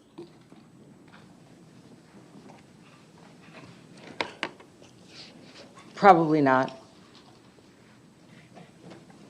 Again, there are some things inherent about this case that are going to be outside of Ms. Geyser's control, right? Yes, Are those aspects the reason that the department has filed the motion to revoke here? This has been asked and answered numerous times about why they filed their petition. No, overruled. can you repeat it? Sorry. These aspects of things that are outside of Ms. Geyser's control, just based on the nature of this case, are those the reasons that the department has concerns about risk in this matter? No, Okay. Are the concerns about risk specific to Ms. Geyser's actions and behaviors? yes, That's all I have, thank you. Further cross. You said a postcard that Miss Geyser wrote Pagel, where she expressed a desire to be intimate with him, right? yes, One postcard. Right? you're asking, sorry, what is your question? You're aware of one postcard, one time, One postcard, yes, where she wrote someone who had visited her and said she wanted to be intimate with him. yes, She's an adult woman, right? yes, Wanting to be intimate with someone is not a risk factor, ma'am. wanting to be intimate with someone who is sexually aroused by an index offense may be, and that is the question that I had to the treatment team. And there's no evidence that when she wrote him that postcard saying she wanted to be intimate, that she was aware that he was aroused by the index offense. Agreed? There's no evidence of that. Agreed? I have no idea. Okay, thank you. And it was Miss Geyser who cut off contact with Jeffrey Pagel, not the other way around. Objection asked and answered. Sustained. You can't write a treatment plan to control for risks we are unaware of. That's what you said? Yes, You can, if to be clear, you can put in theory, you can put any rule in place you want. If you want to prohibit Morgan from having contact with someone, that can be a specific rule that gets put into her plan, isn't it? the treatment plan indicates treatment interventions and is distinct from the rules of supervision for conditional release. Okay, but it's already, but, But yes, we can Right. put any rule we want, I guess. and, It would be subject to review by the court, but yes, right, because she doesn't get released until the judge reviews the plan, right? correct. So, okay, so when you said treatment plan, you weren't talking about a conditional release plan. That's a separate thing. The conditional release plan does not indicate the rules of conditional release supervision, but it indicates treatment interventions and also placement, location of placement and that kind of thing. Got it. Those are all my questions. Any further direct? No, thank you. All right. Thank you, ma'am, for being here. Have a good day. Thank you.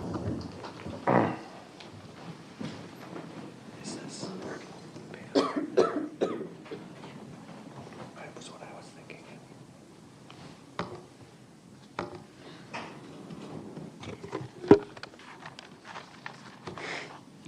Indicated that Ms. Groff was present. She is here, yes. Is any significance to her testifying? I was not going to call Ms. Groff, no. All right, all right. Any further witnesses at this stage?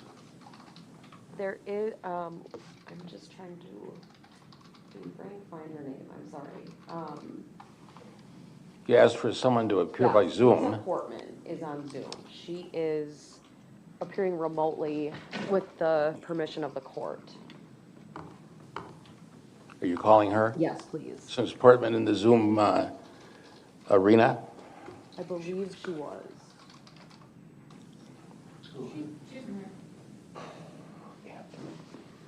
Ms. Portman, are you there?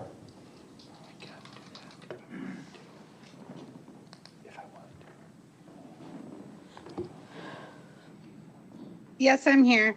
Yeah, we've got to connect you up to Zoom so we can see you. That may be on your part to connect up the camera.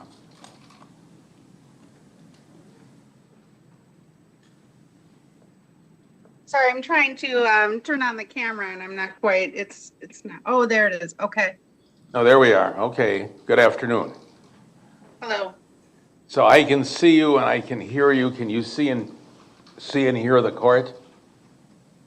Yes, I can. All right. Do you, Attorney Nicolai, do you recognize Ms. Portman? No, I No. don't. All right. Well, we'll assume you are Ms. Portman then, true? Yes. Until further examination. I'm going to ask you to stand if you can. Raise your right hand. Our clerk's going to swear you in.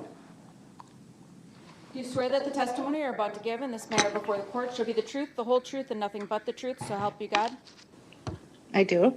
All right. Thank you. Please be seated. And then state your full name and spell your last name. Sana Portman, Portmann. And what's your first name? Lisa, All right, thank you. And where do you work? I work at Winnebago Mental Health. All right, and you're currently out of state, true? I am. And because you're out of state, the court authorized you can appear by Zoom today. Thank you. True? I mean, that's true, correct? Yes. All right, very good. Then I'll turn to Attorney Nicolai. Thank you, Judge. Ms. Portman, do you work with Morgan Geyser at Winnebago? Yes, I do. And in what way? I am assigned as an individual therapist to work with her. Are you aware that the Department of Health Services has filed a petition to revoke conditional release in regard to Ms. Geyser? I am. Were you part of any of the conditional release plan meetings at all in regard to Ms. Geyser? Just one. Okay, would it have been the initial one with a bigger group involved? Yes. Okay. I have some questions specifically about pieces of information that I'm interested in knowing whether Ms. Geyser's treatment team was aware of that I would like to ask you about. The first involves a book. How much work and therapy was done regarding addressing Ms. Geyser's preferred reading material, if any? Can I express that I have some concerns about disclosure? Yeah, I was going to for raise. therapy sessions. Yeah. Sorry, I was going to address that issue as well. All right, so we should address it. Right, I would think that there would have to be a release signed or some sort of waiver for, I think what she's concerned about is testifying to information in therapy that has not been subpoenaed by the state. So she needs a release to do that. They would need a release to have. So what's your client's here, you're here, what's your client's position? I need to speak with I didn't know they were calling the therapist, so I haven't even discussed that with Ms. Geyser. I would need to speak with Ms. Portman privately, and then I can come back and advise how we want to handle that. All right, well, that's reasonable. We'll take a recess at this time for about 10 minutes. I think a recess is reasonable, and then we'll give you an opportunity to do so. Now, you'll have to, what we're going to do is we have some options available. One is we could clear the courtroom, but for the security, and allow you to confer. We can also permit you to go into one of the visiting rooms, or we can have you stay there or take a break. You stay there. I was just going to step out and call Ms. Portman on a cell phone. If she could give the number to Jessica, I could just call her by phone. I thought you had to confer with your client. Well, I need to speak with Ms. Portman and Ms. Geyser. So I guess with respect to Ms. Geyser, I would only speak with her after I've had a chance to speak with the therapist. I don't know what she's going to testify to. All right, that's reasonable. Do you, we'll have to, I assume then we're going to have to, we'll take a break, number one. Number two, Ms. Portman's going to have to disconnect from Zoom. I'm assuming she only has one phone with her.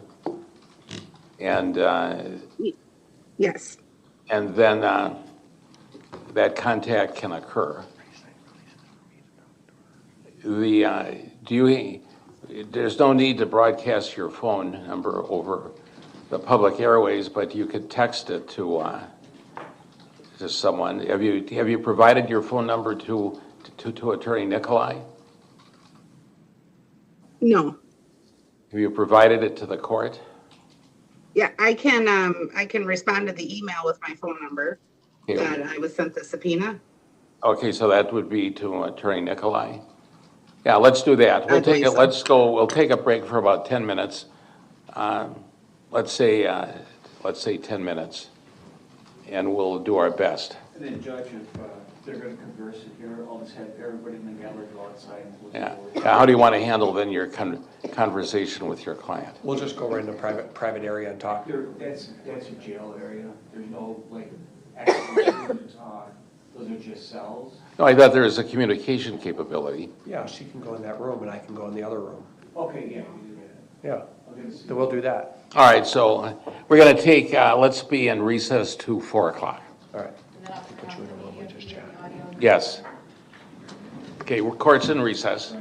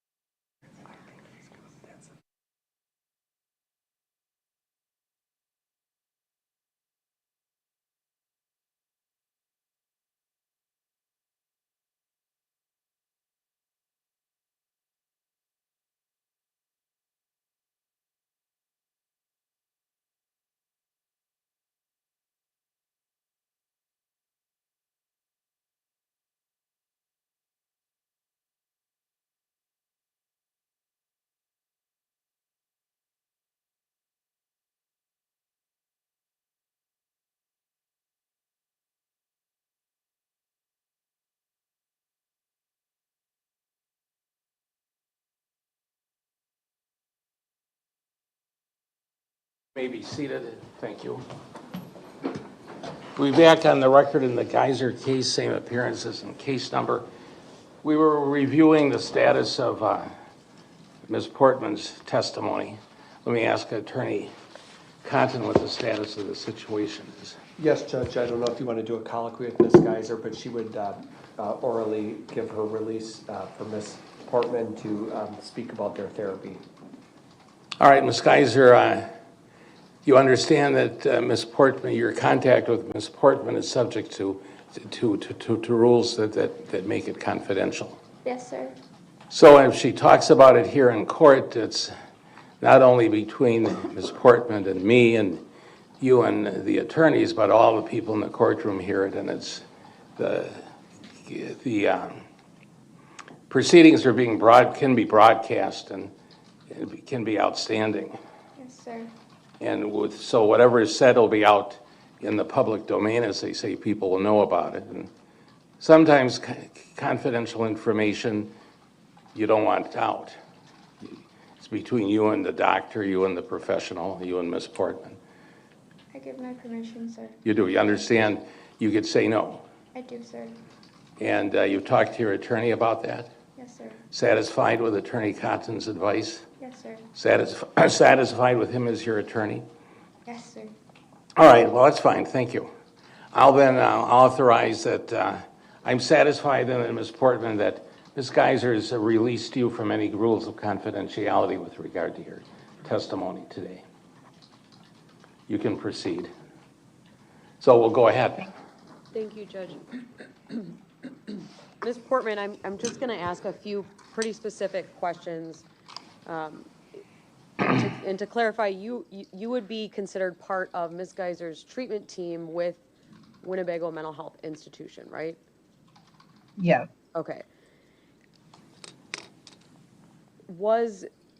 As part of the treatment team, were you aware that Ms. Geyser enjoyed reading material that had themes involving sexual sadism? No. Is that interest something that has ever been worked on in therapy with Ms. Geyser? Not with me. Okay. Was the treatment team aware that Ms. Geyser's interest in reading material that had themes of murder and organ selling on the black market was something that was occurring? I can't speak to what the treatment team knew. Okay. Did you know these things? No. Okay. So that was never addressing the affinity for these types of themed literature. It was not something that you've addressed with Ms. Geyser in therapy. No. So if the conditional release planning team wanted to try to mitigate risk in some way and come to you, you would have no insight in terms of treatment that's been done with Ms. Geyser about those topics. Correct. Okay.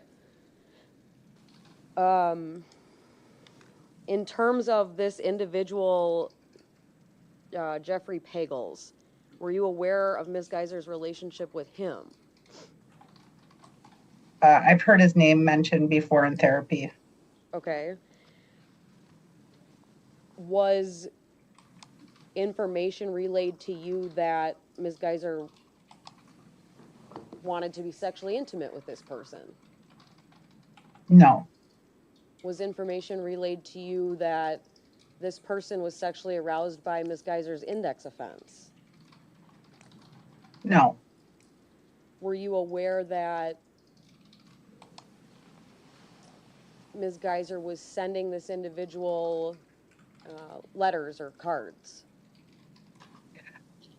Yeah, I want to clarify. I did find out recently since the filing of the petition. Okay. But prior, yeah. Okay, so in terms of in a therapeutic clinical setting, these are not things that would have been addressed between you and Ms. Geyser? Correct. Okay.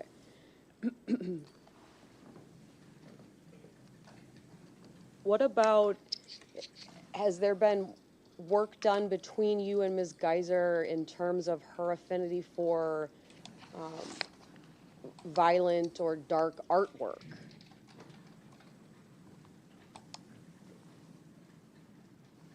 Ms. Geyser has shared her artwork with me. Okay, and are you aware that pieces of art that Ms. Geyser drew were sent to this person, Mr. Pagels? I've since learned that some of her art was sent out.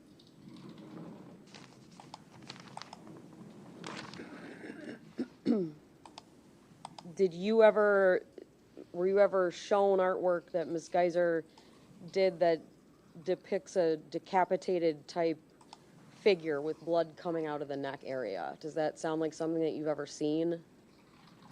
No, Does that type of style or material sound consistent with artwork you've seen that Ms. Geyser has shown you? no,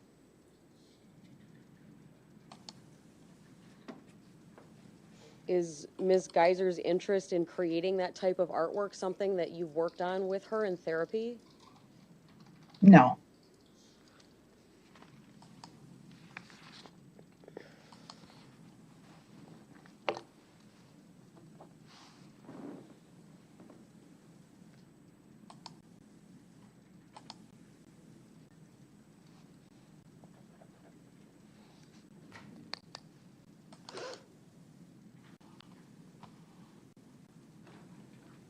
One moment.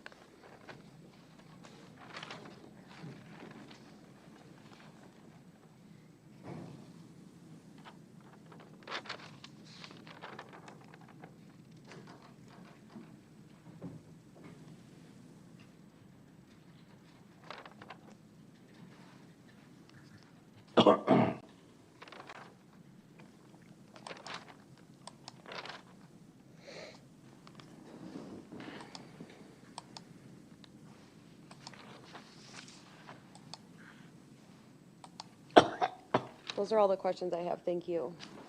All right, thank you. Cross-examination. Good afternoon, Ms. Portman. Uh, How long have you been Ms. Geyser's therapist? about 1 year. Okay, and you work inside Winnebago Mental Health Facility, right? Yes, I do. And you remember testifying at the conditional release hearing a couple of months ago, right? Yes, And as Ms. Geyser's therapist, it's your job to provide her with one-on-one and as well as group therapy. Is that correct? yes, And those are two different types of therapy. Group is with other individuals, and then one-on-one is more of a private experience, right? yes. And do you have any concerns as you sit here today over Morgan's behavior in therapy? No, Even now, as you sit here right now today, knowing everything you know, are you concerned at all about Morgan's attitude or behavior in therapy? no, What about just in general, speaking about Morgan as a person? Are you somehow now alarmed that there's risk factors now that you were unaware of? Is that how you feel? no, Okay. So as I understand it, the judge had ordered a conditional release plan to be put into place, right? You're aware of that after the last hearing? yes, And isn't it true that part of the therapy that you were working on then with Morgan was working with her on that transition to the community? yes, Because that's something that you wanted to have happen for her, right? yes, And in fact, as you sit here today, it's something that you still want to happen for her, right? yes, There's no new red flag that's so alarming to you as a therapist that you think you need more therapy with Morgan at Winnebago, right?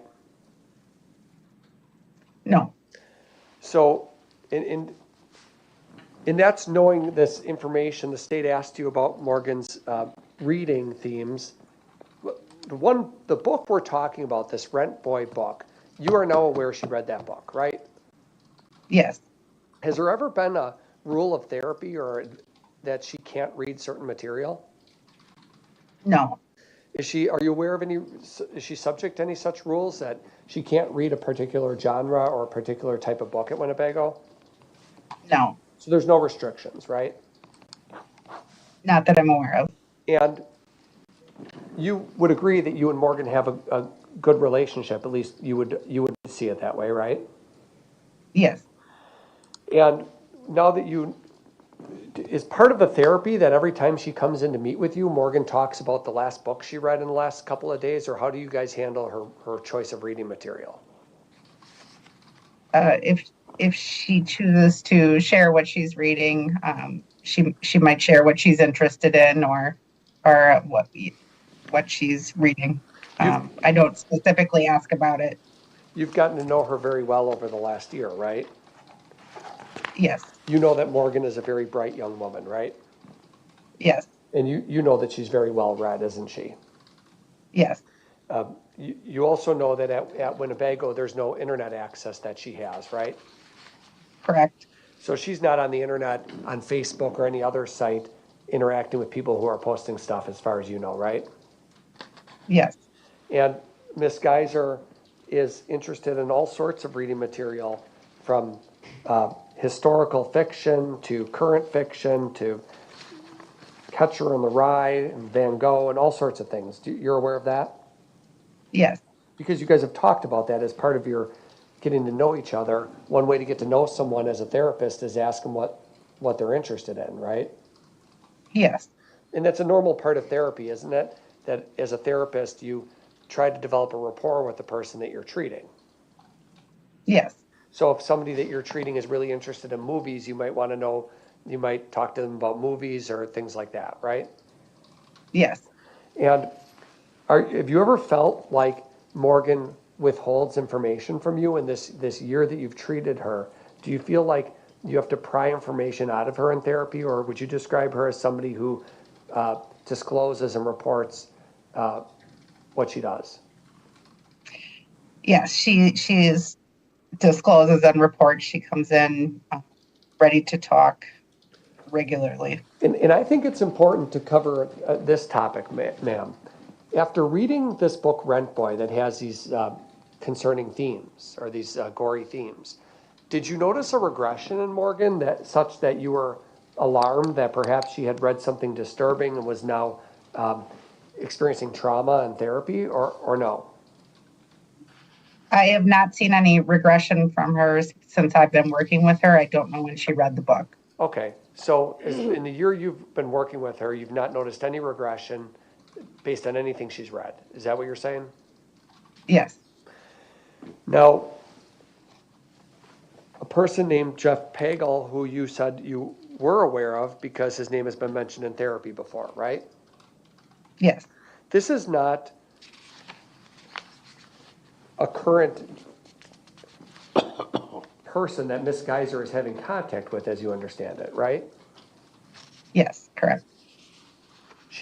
His name came up as somebody that she didn't want to have contact with. That's what you recall, isn't it? Yes, And it was her bringing up Jeffrey Pagel to you, right? yes, That's how you learn about it in therapy, because Morgan, as the patient, is disclosing something that she's concerned about, that she wishes to talk through with you, right? yes, And then you talk through it and figure out whether it's something that requires more discussion or more treatment, right? correct. And have you had ma'am, I don't know if you've had a chance, but have you had a chance to read the petition that was filed to revoke Miss Geyser's conditional release? No, I haven't read it. Okay. And is there anything as you sit here now that causes you to recommend to the court that she needs more institutional therapy? I don't believe I can make that opinion. I don't, make an opinion on whether or not she's ready to leave or should stay longer. Okay. Is there a new treatment plan that you think needs to be developed with her because she had some historical contact with Pagel, or because she read this Rent Boy literature? No, Nothing. That's all. Thank you. Cross-examination. Thank you, Judge.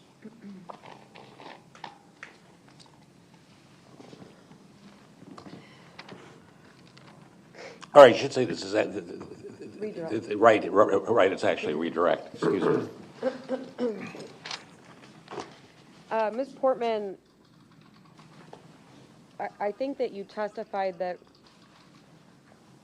really there was not a lot of discussion about Ms. Geyser's interest in terms of reading material during therapy. True?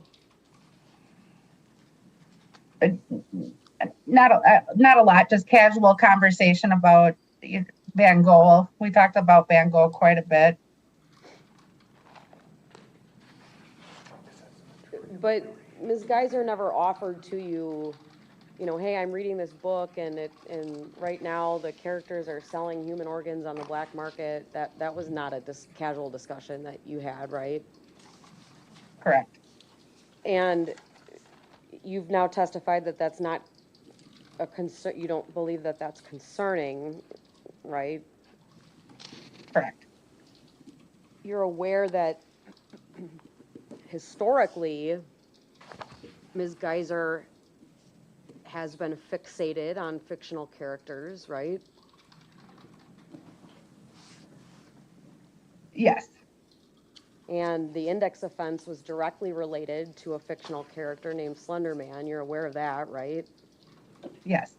And you're aware that in Ms. Geyser's history, she was also fixated on literary characters, right? From Harry Potter books. Yes. And you know that the index offense was, at least for a part of time, reportedly due to adherence of the wishes of those fictional people, right? I'm not real clear on that remote past. I've really worked with her in the present time. I can speak better to what work she's done in the past year and where she's been at mentally in the past year. But don't you think that someone with that history, it would be very, very important to monitor what types of fictional characters they are relating to and interested in? I was more attuned to her mental status, her mental health, how she was presenting, whether she was delusional or psychotic or anxious. We coped with grief and family and relationships in her present environment in the past year. And you testified that you, for the most part, felt like Ms. Geyser was an accurate reporter with you and appeared stable, right? Yes. You're also aware that at a point in time, Ms. Geyser reported that all of the symptomology surrounding her schizophrenia was things she had made up. I'm sorry, this is so far beyond the scope at this point, Your Honor. Well, it's beyond the scope of the cross to an extent, but yet we're going into detail on therapy and on contact with Ms. Geyser. So I'll overrule the objection. I think it's necessary to go forward. I find it's within the scope of cross.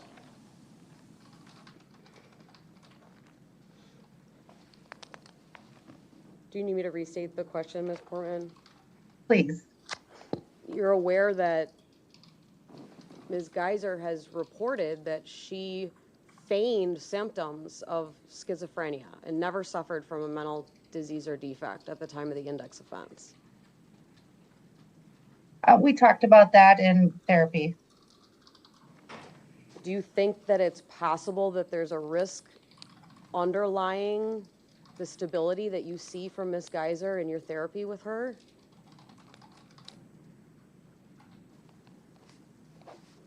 Do I think that there's a risk? Oh, can you restate that? Sure.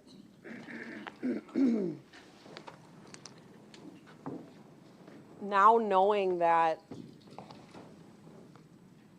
Ms. Geyser has an interest in the types of artwork that we've talked about, decapitated figures, and the type of fiction we've talked about, murder and sexual sadism. Do you have any concern that the presentation that you're seeing from Ms. Geyser in therapy is not accurately reflecting what's going on? I don't. I saw somebody who was, who I interpreted as being very authentic and processing authentic emotion and thoughts and relating to her environment and bringing that into the therapy session and processing it. I saw, that's what I saw. Okay, thank you very much for your time, Ms. Portman. That's all I have. Any recross? Yes, briefly. Is there a rule of therapy that she's supposed to bring up every one of the books that she reads and talk to you about it? No. Okay. And you've now had a chance to look into this, the book Rent Boy, and it's not something that raises any concerns to you as her treatment provider, right? Right. That's all. Any further direct? No, thank you. Ms. Portman, what is your educational background? I'm a licensed clinical social worker. I have a master's degree in social work. And how long have you been working at Winnebago? 15 years or 14 years. 15 years with the state. So have you been you said you've been a part of Ms. Geyser's treatment team for the last year? Yes. Before that, were you involved in other treatment teams involving other individuals at Winnebago? Yes. Yes. How many other individuals have you been involved in as a treatment team member with? Oh, hundreds and hundreds for 15 years. So. All right, I have no other questions. Any questions to the witness based upon my questions from the state? No, thank you. Attorney Cotton, anything from you? No. All right, thank you. And then Ms. Portman, thanks for being here. I appreciate your time. Have a good day. Thank you. You too.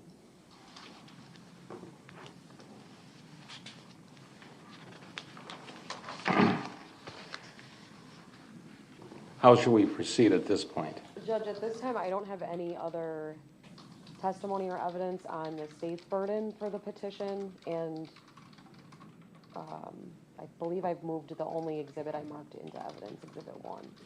I think you did. We received State's Exhibit 1. Those were court exhibits, you said, Judge. Yeah, we have 2 courts exhibits. Are you moving those in?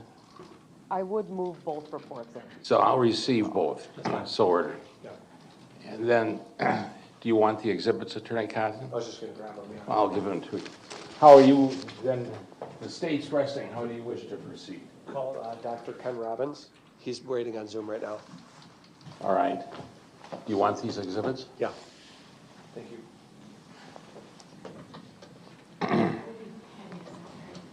Thanks, Judge. Yeah. Excuse me? I just let him in now. All right. Dr. Robbins, you're appearing by Zoom. Can you see and hear the court? I cannot hear you, so you're muted.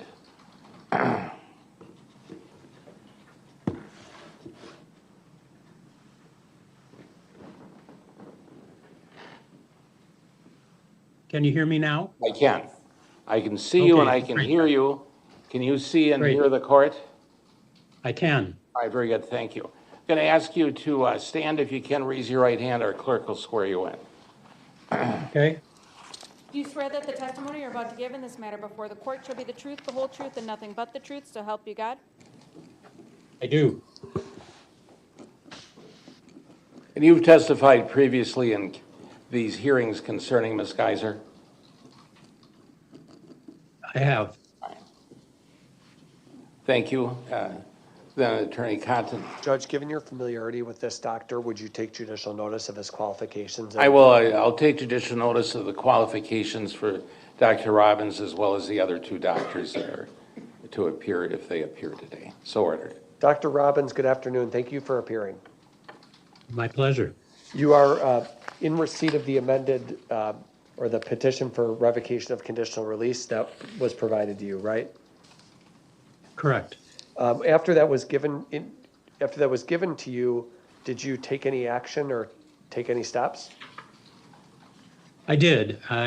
So I'm in California, so I couldn't go to Winnebago to see Morgan directly in person, but I did have a remote interview with Morgan, and then I spoke with Dr. Kayla Pope, the medical director of Winnebago. And what if anything, did you talk to Kayla? You said Kayla Pope, Dr. Pope is the medical director of Winnebago? Correct. Why did you speak with her? I wanted to know, because I was surprised that the report from Ms. Whitaker suggested that the staff who were working with Morgan weren't aware of what was going on with either the books or with this man who had been contacting her. And that wasn't my understanding, so I wanted to find out what the truth was. So I called Dr. Pope to get more information. And what did you learn the truth was? I'm sorry, that one didn't come through clearly. What did you learn when you spoke with Dr. Pope? Objection, hearsay.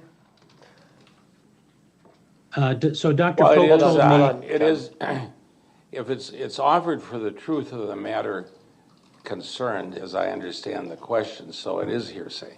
It's to show why he did the things he did, why he took the next steps and pursued the opinion that he ended up concluding. Well, that's true, but then we don't receive it for the truth of the matter asserted. We receive it for what he heard and what he did in response to what he heard. Right. All right, I'll receive it on that basis. And so thank you, Judge. So Dr. Robbins, you spoke with Dr. Pope, and what did you learn as you spoke with Dr. Pope? Dr. Pope told me that the staff were well aware of the books that Morgan had read, including the specific book that Ms. Whitaker mentioned. I think it was, Rent Boy. I'm not sure I have that quite right, but something like that. And that they were well aware of this man, Mr. Pagel, who had visited Morgan. So they were aware of all of this and had discussed it, and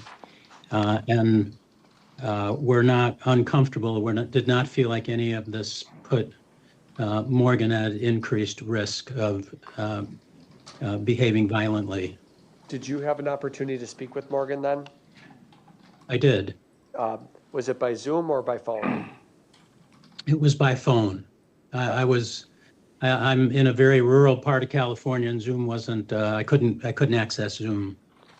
And based on your discussions with Ms. Geyser, do you, in your knowledge of what she has read, do you have an opinion about her suitability for conditional release? Yes, so I was aware of some of the books. I wasn't aware of this particular book, but after talking with Morgan and after doing some search myself about this book and speaking with Dr. Pope, it doesn't change my opinion about her suitability for conditional release. Why not? Should the court be alarmed that she read a particularly gory book? Does that make her more susceptible to violence, for example? So I went through, I was sent a list by Morgan and by you as well of the books that Morgan has read over the last year, and the vast majority are not violent books. She's, she reads a wide range, mostly of sort of classic literature. And when I myself looked up this book, Rent Boy, what it was described on the internet was that it was I wrote this down because I wasn't sure I'd remember it. It described it as a hysterical romp through the worlds of contemporary culture and crime. It doesn't advertise it as a particularly gory or particularly sexual. It describes it as a comic book, that it's focused on comedy. I don't mean comic book. And I guess I didn't find the description to be alarming. And when I spoke with Morgan, she was very clear that that's not what attracted her to this, not the sex, not the violence. She just found it an interesting discussion of culture and comedy. So no, I think she reads a wide range of books because she has a wide range of interests, and she has such limited access to entertainment that I can imagine she wants to experience a wide range of books and try to understand what's happening in the culture. So no, there was nothing about this that made it sound to me like Morgan is focusing on gore or violence, or that anything about what she's been doing would put her at increased risk for violence. Thank you. When you read through the list of books that she's read over the last year, some of those books include, for example, she reads the Bible every day. Did you become aware of that? I did. And certainly there's violent themes even in the Bible, aren't there? There are. She's read the Catcher in the Rye, for example, right? Correct. Books about the Vietnam War and about Vincent van Gogh, memoirs about other people, right? So it's a whole wide array, as you said, of books. Isn't that true? It is a wide array with all different topics, and certainly going through that list doesn't suggest that she's focusing on books about crime or violence. As you used to be the medical director of the Mendota Mental Health Hospital, weren't you? That's true. Isn't it important and isn't Winnebago sort of the sister institution? We only have two institutions, Winnebago and Mendota, right? That's correct. And does an individual in the institution have any control over the books that people send into them? Do these institutions restrict books from coming in? Well, to some extent they do. They look to see what the books are. They inspect what comes in to see if they believe it's suitable. So yes, they do play some role. Okay, so it'd be fair to say anything that Morgan reads is something that came through, as far as you know, the proper channels to be sent into Winnebago, and she would read it inside the institution, right? Objection, foundation for this witness to know that fact. Sustained. When you learned about the various books that she read and thought about the conclusions you had offered previously, do you have a different opinion today, or do you think that Ms. Geyser should continue to be released under conditional release?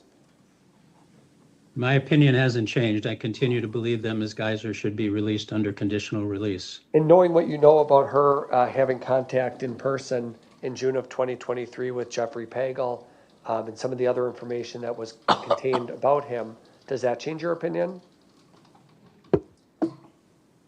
So I think Morgan is going to unfortunately have to deal with people who are attracted to her because of her criminal history. And I think this is one example, but I think she became aware that that's what he was doing, and she herself recognized that she should be shielded from meeting with someone who had that motivation, and she asked that something be done to prevent him from being able to see her back in June of 2024, and that has continued. Was that an inappropriate way for Ms. Geyser to address it? I think that was a perfect way for her to address it. That's all. Those are all my questions. Thank you. All right. Thank you. Cross-examination. Dr. Robbins, I guess I'm a little bit confused by something that you said in response to Attorney Cotton's question. Is Dr. Pope someone that would be considered to be part of Ms. Geyser's treatment team that sits in on her treatment? So she has been. She was her psychiatrist for quite a long time, and she has continued. She oversees all the clinical care at the institution. So she apparently has sat in on some of the clinical team meetings. And you indicated that when you spoke to her, that she indicated the information that was filed with the court was just all incorrect about what the treatment team knew. What she told me was that so there was apparently a social worker who sat in on the interview that Ms. Whitaker had with Morgan, and Ms. Whitaker asked this particular social worker some questions about what the team knew, and that they had not anticipated that there was going to be this kind of give and take, and the social worker was a relatively new social worker and was not knowledgeable about what the team knew and didn't know, and so she had a hard time answering the questions. And that's what you recall Dr. Pope telling you? Yes. Sir, Ms. Whitaker testified today, and she said that she never confirmed with anyone in Morgan's treatment team about these things. That was done by a DHS representative. Does that sound familiar at all? Yeah, I don't know. I guess all I know is that whoever the representative spoke with, apparently, according to Dr. Pope at least, wasn't as knowledgeable as would have been ideal. Well, the court also just heard from Ms. Geyser's therapist, who agreed with all of the lack of information that's cited in the report that was filed. She agreed that these are things that the treatment team was unaware of and that hadn't been worked on in treatment. Yeah, I can only tell you what Dr. Pope told me. You'd agree with me that it seems like we've got a lot of conflicting information right now for the court, though. Yeah, that may be true. I don't know that. Okay. You'd agree with me that historically, Ms. Geyser has had issues becoming fixated on fictional characters. Yes, in the distant past, that was true. And so fixated that it led to the index offense. Yes, I believe that's true. So don't you think it would be really, really important for someone who's trying to assess risk to the community to know all about what kind of fiction characters Ms. Geyser's interested in? So believing that fictional characters are real is very different from wanting to know what books she's reading. Yes, I think it would be important to know if she thinks there are current fictional characters that are real, if that's true today. But I don't know that it's critical that they're aware of every book that she reads. Do you think that the treatment team at Winnebago Mental Health should know that Ms. Geyser enjoys reading about the sale of human organs on the black market? I'm sorry, that completely misstates the record. She read a book to say that to make it broad and to suggest to the doctor that she is interested broadly in the concept is far different than reading one book, Your Honor. Well, this is cross-examination, so I'm going to overrule the objection. Do you mind repeating that question? Do you think it would be important for Ms. Geyser's treatment team at Winnebago Mental Health to know that she enjoys reading material with topics about trading human organs on the black market? So certainly if that were true, I think it would be important for them to know. I don't see evidence that that's true. Do you think it would be important for Ms. Geyser's treatment team at Winnebago to know that she enjoys reading materials surrounded on themes of murder? I guess I'd say the same thing. If it were true, I would agree that that would be an important thing to be aware of, but I don't see evidence that that's true. Have you ever seen evidence that Ms. Geyser enjoys creating artwork that is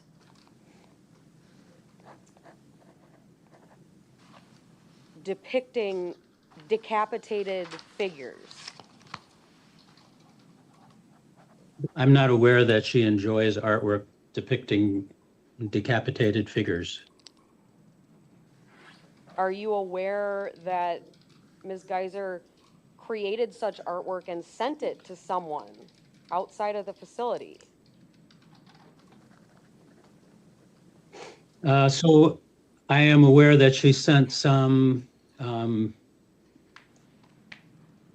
gory pictures to the man that we talked about. Again, I don't know how much enjoyment she truly got from that. I think some of that was influenced by what he asked her to do.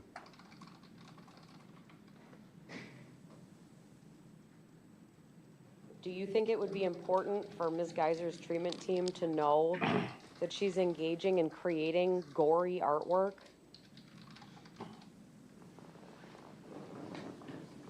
I guess if that were a consistent thing and that's what she was focusing on, yes, I think that would be important to know about. Are you aware that Ms. Geyser was creating dark-themed artwork around the time of the index offense? I am aware of that. Do the similarities in these themes not cause you any pause? If I believed that she was in a similar emotional state, if I believed she got similar reinforcement by doing it, yes, I would be concerned. I don't believe that to be the case, however. Thank you, that's all I have. Any further direct? Yes. Why don't you believe that to be the case? Based on both talking to Dr. Pope and talking to Morgan herself, she was very clear that she doesn't take pleasure in gore or in violence, that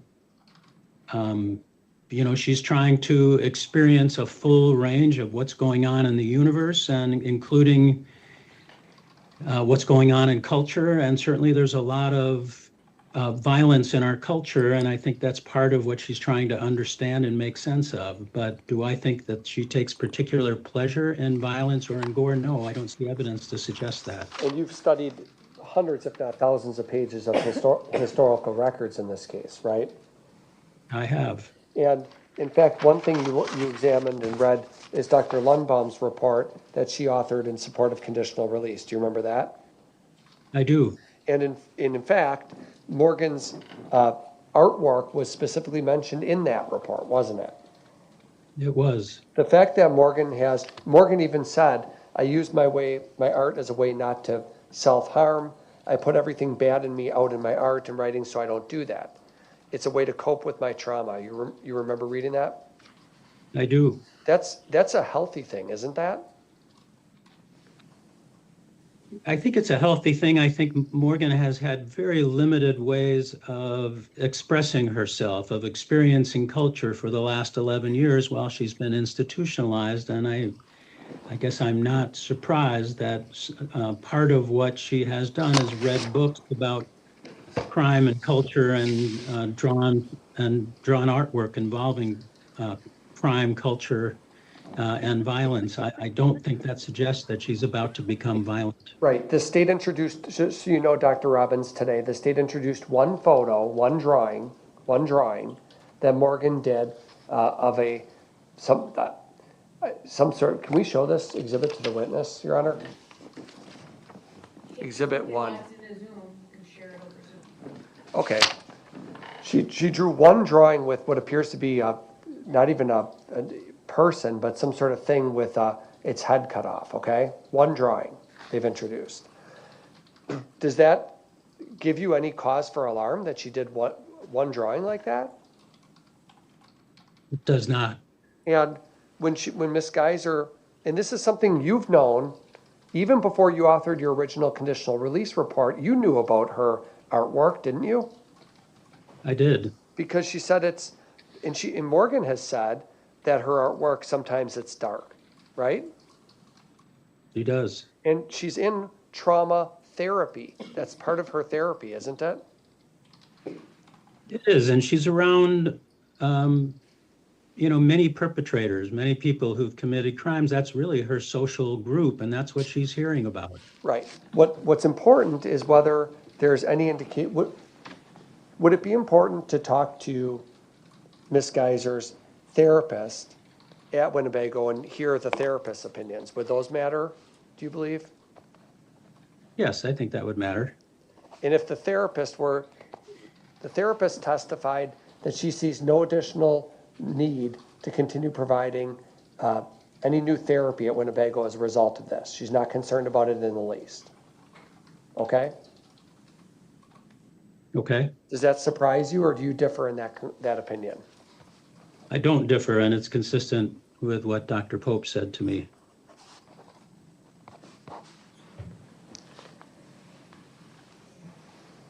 Thank you. Any further cross? No, thank you. All right, well, doctor, thank you for being available today. You have a good day. Thank you. You as well. Have a good afternoon. Thank you. Thank you. Further witnesses? Defense rests. How about Dr. Collins? Is she here? I think you have both of the doctors available by Zoom if you care to hear Okay, from but them. the defense rests. Yes. Okay. Well, I'd like to hear from the other two doctors. Okay. So I'll call Dr. Collins as a court witness. Dr. Collins, you're appearing by Zoom? Yes, I can see you and hear you. Can you see and hear the court? yes. All right. I'm going to ask you to stand and raise your right hand, and our clerk will swear you in. Raise your right hand, please. Do you swear that the testimony you're about to give in this matter before the court shall be the truth, the whole truth, and nothing but the truth, so help you God? I do. All right. Thank you. Please be seated. State your full name and spell your last name. Deborah Collins, DeborahCollins. All right. Thank you. Okay. Who wishes to ask questions of Dr. Collins initially? I think procedurally it should be the court. You chose to call her and the parties have rested. Well, I'd like one of the attorneys to do it. Is there an objection to the court asking the questions from the state? No. All right. Objection from the defense? No. All right. Dr. Collins, you're familiar with Morgan Geyser? Yes, And you wrote a report previously that was dated December 9, 2024, with regard to her conditional release. yes, You're aware of the petition that was filed to revoke the conditional release order of the court? yes, Have you've been part of the court proceeding that you've heard the other witnesses who testified? yes. Do you have an opinion as to the risk involved, the dangers involved with what's been disclosed in the petition for revocation of the conditional release that affects the court's decision on conditional release? While I certainly recognize conflicting information that's been presented to the court and contained in the petition for revocation, it doesn't cause me to undo the analysis or opinion set forth in my report. Okay, why is that? Because in large part, the information that's been provided isn't new. It's been known. The reading material that Ms. Geyser has access to or seeks out is known at Winnebago. Now, whether or not someone reads the books that Ms. Geyser reads is unknown. But there's nothing about what I've learned since knowing that the state was attempting to revoke Ms. Geyser's petition that would suggest to me that she now suddenly poses a significant risk of bodily harm to herself, others, or serious property damage if conditionally released, with all the supports, accountability, supervision that entails. All right, thank you. Any questions for Dr. Collins from the state?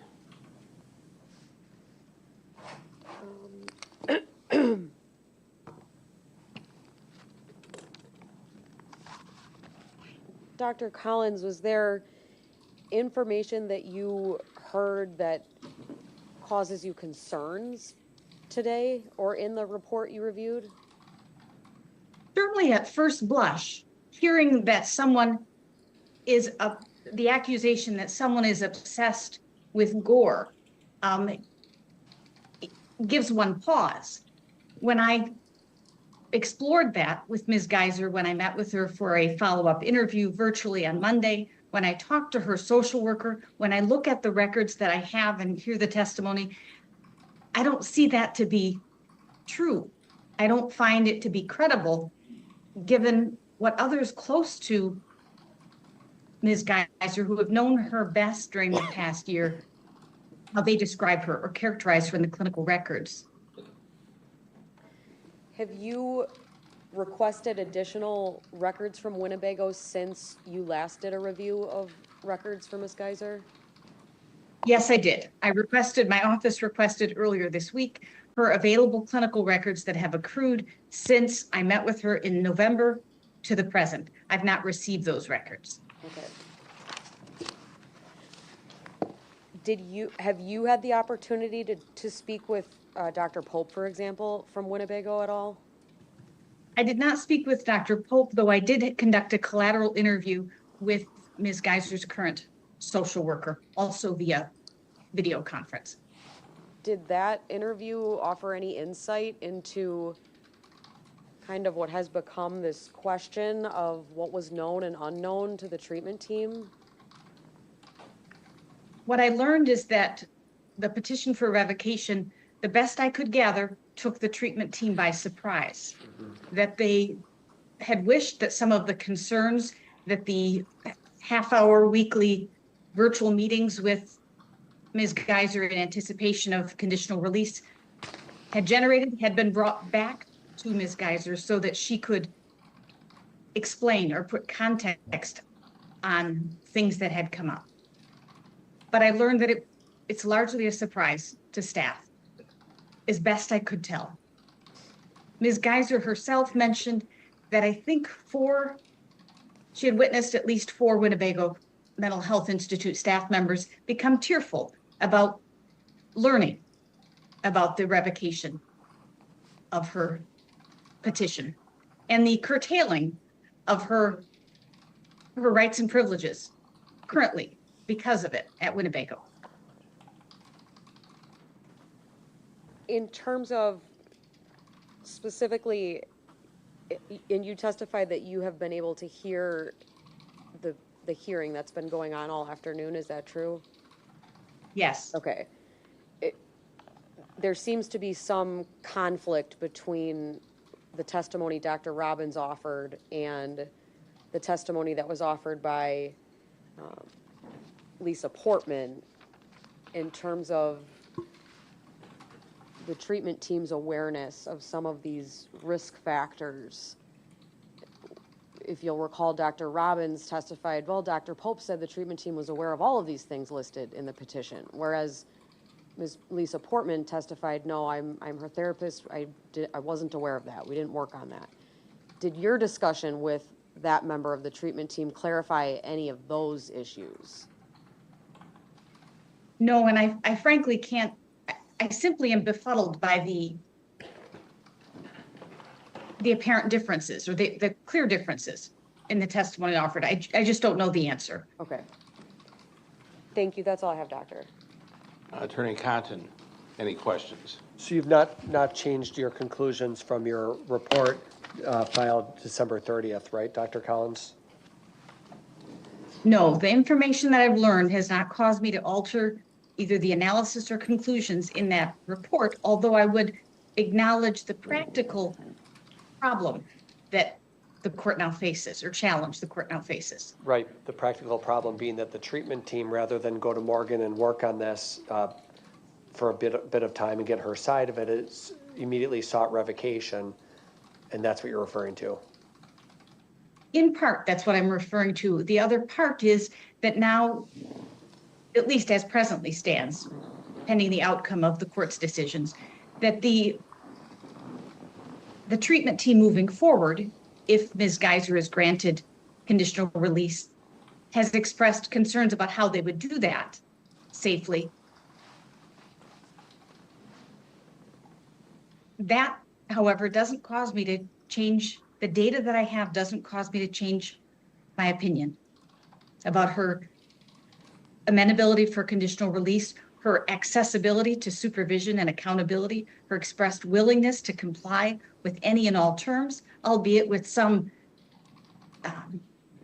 emotional upset as she learns that moving forward she'll have less liberty than she, at least initially, than she does in the institution. And you touched on that too, Dr. Collins. She actually, Morgan, it sounds like, has suffered some consequences now at the institution for this. Is that right? Yes. Even though she didn't do anything wrong. Correct. Didn't break a rule, didn't do anything wrong, but she's now had some of her privileges rescinded because they're seeking revocation. Is that right? I think most of them are now all on hold. And it moved at least 4 people to tears, the idea that she wouldn't be allowed to be released potentially. According to Ms. Geyser. Okay, that's all. Any further questions from the state? Just very narrowly, Doctor, you mentioned that overall your opinion about Ms. Geyser's willingness to comply with the terms of release hasn't changed. And I just wanted to ask you about the testimony that you heard from Ms. Whitaker in terms of there seemed to be some pretty extreme pushback of the idea that the conditional release team would be monitoring Ms. Geyser's reading material. Is that something that you discussed with Ms. Geyser at all? Yes.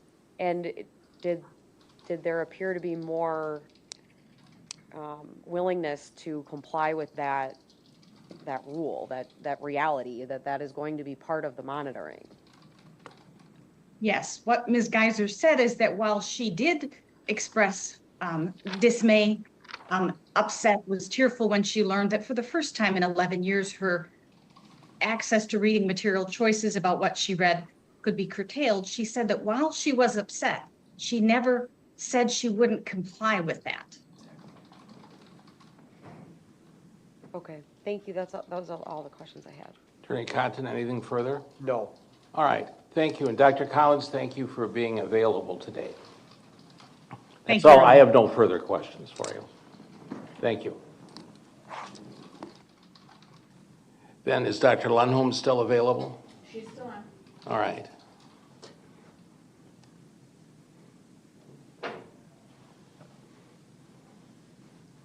Dr. Lundholm, are you able to see and hear the court? I can. Okay, well, I can see and hear you. I'm going to ask you to stand, raise your right hand, and I'll ask our clerk to swear you in. Do you swear that the testimony you're about to give in this matter before the court shall be the truth, the whole truth, and nothing but the truth, so help you God? I do. All right, thank you.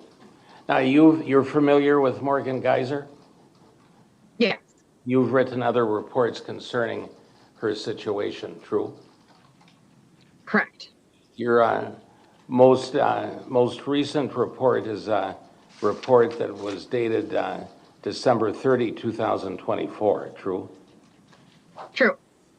Are you aware of the petition that was filed for revocation of the conditional release order that the court granted previously? Yes, both the amended and then the original. All right, thank you. Now, you've been connected by Zoom to the hearing this afternoon. Correct. So you've heard the testimony of the various witnesses that have occurred. I have. Have you had contact with Ms. Geyser with regard to the issues today? I did. I had an opportunity to speak to Ms. Geyser via Zoom Pro video conferencing that took place on, I believe it was Tuesday of this week. All right, thank you. In the report, you recall what your conclusion was in your report from December 30 of 2024? I do. And what was that? I offered support for her petition for conditional release, specifically that I did not believe that she posed a significant risk of bodily harm to self, others, or to property. Is what you've read in the petition for revocation of the conditional release and from the various witnesses who testified today, has that opinion changed? I would say that with the conversation that I had with Ms. Geyser, in addition to the testimony here today, as well as I did have the opportunity to review her contemporary institutional records, as well as had collateral contacts with a variety of different folks, both through, through the Winnebago Mental Health Institute, as well as through Department of Health Services and Wisconsin Community Services. After reviewing the entirety of the available data, my opinion has not changed. So from what you've said, then you've seen Winnebago records with regard to Ms. Geyser that were developed after your initial meetings with her in 2024 up through most recently.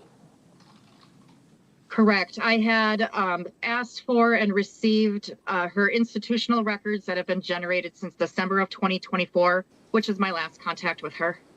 All right, thank you. Okay, I have no other questions. State have questions?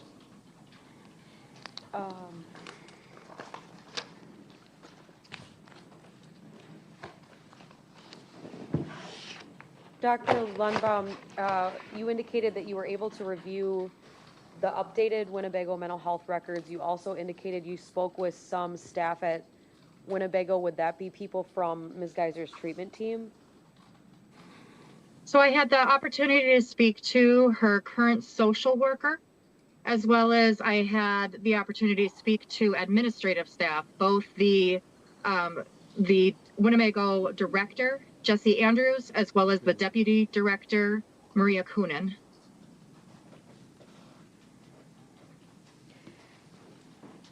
I guess I have some similar questions for you as I did for Dr. Collins, just given that there's some disparity in the information that's been presented to the court. Do you have any clarity in terms of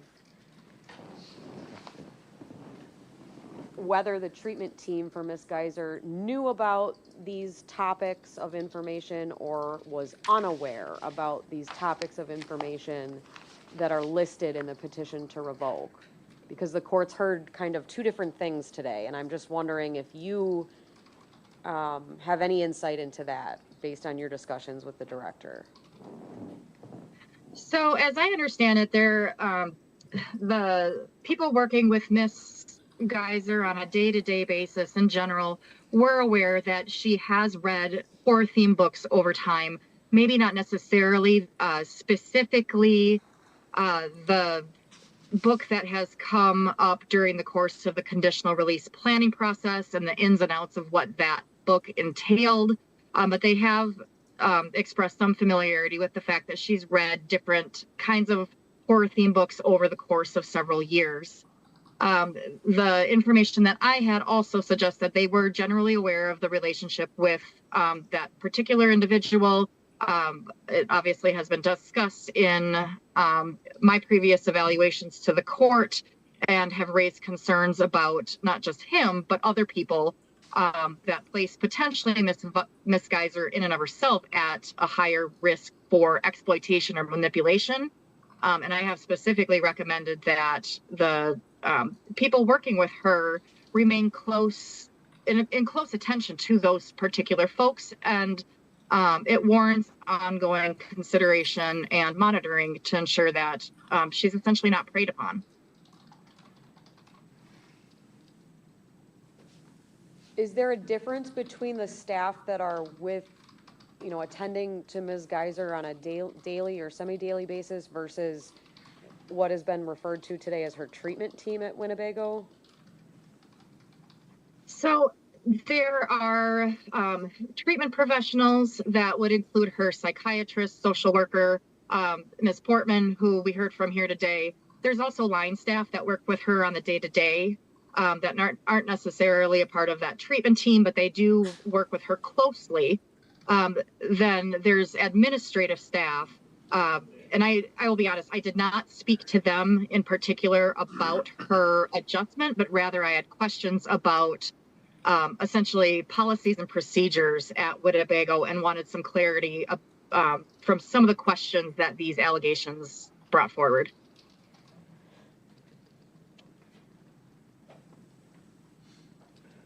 Those are all the questions I have. Thank you. All right, thank you. Questions from Attorney Cotton? Oh. All right, thank you. Dr. Lundbaum, I have no further questions for you. Thank you for appearing today and being available. You have a good day. Thank you. All right, thank you. Does the state have any other witnesses or evidence to offer? No, thank you, Judge. Does the defense have any other witnesses or evidence to offer? No. All right, then all evidence is closed. Then I'll hear arguments. Thank you, Judge. The state obviously bears the burden here today. We are in support of the petition that was filed to revoke conditional release at this time, pursuant to Wisconsin statute section 971.17. subsection 3, subsection E. As we discussed at the last hearing, this court needs to consider, in this case specifically, because there's not been a plan created yet, there's no conditional release rules that Ms. Geyser could have violated already. And so when looking at the statute, sub 3, sub C,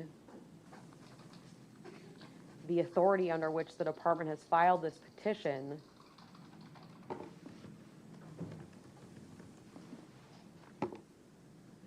I'm sorry, give me one moment.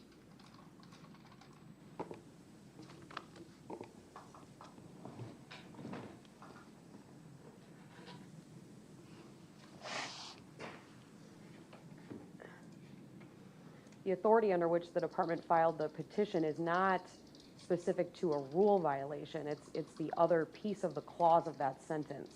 If the Department of Health Services alleges that a released person has violated any condition or rule, or that the safety of the person or others requires that conditional release be revoked, and then it continues on. They may be taken into custody, file a petition showing probable cause, and a petition to revoke.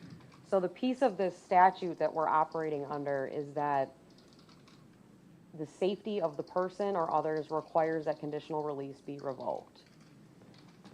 That's the basis under which the department filed the petition. That's the basis under which the state is asking you to revoke conditional release today. I'm relying primarily on the petition, but also on the testimony that was offered today. I think that there are unknown risks, as was indicated by Ms. Martinez, that cannot adequately be prepared for. And when you have the units that are tasked with supervising these individuals telling you they don't feel that they can adequately supervise this person, that must give the court pause. And then I think you need to dive into why those entities are saying these things. And frankly, Judge, the similarities between the concerning items detailed in the petition and testified about today and entered into evidence are very, very concerning to the state because of the similarities to the index offense.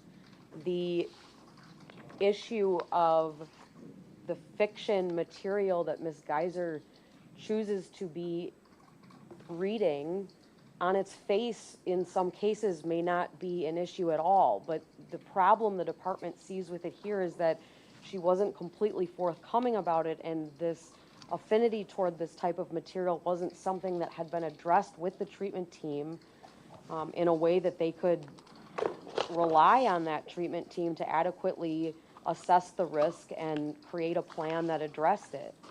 Similarly, this artwork that I submit to the court, no one was aware that Ms. Geyser had an affinity for, that I've entered into evidence, is extremely concerning, not only given its graphic nature, but given what we know about the index offense and what was occurring around the index offense.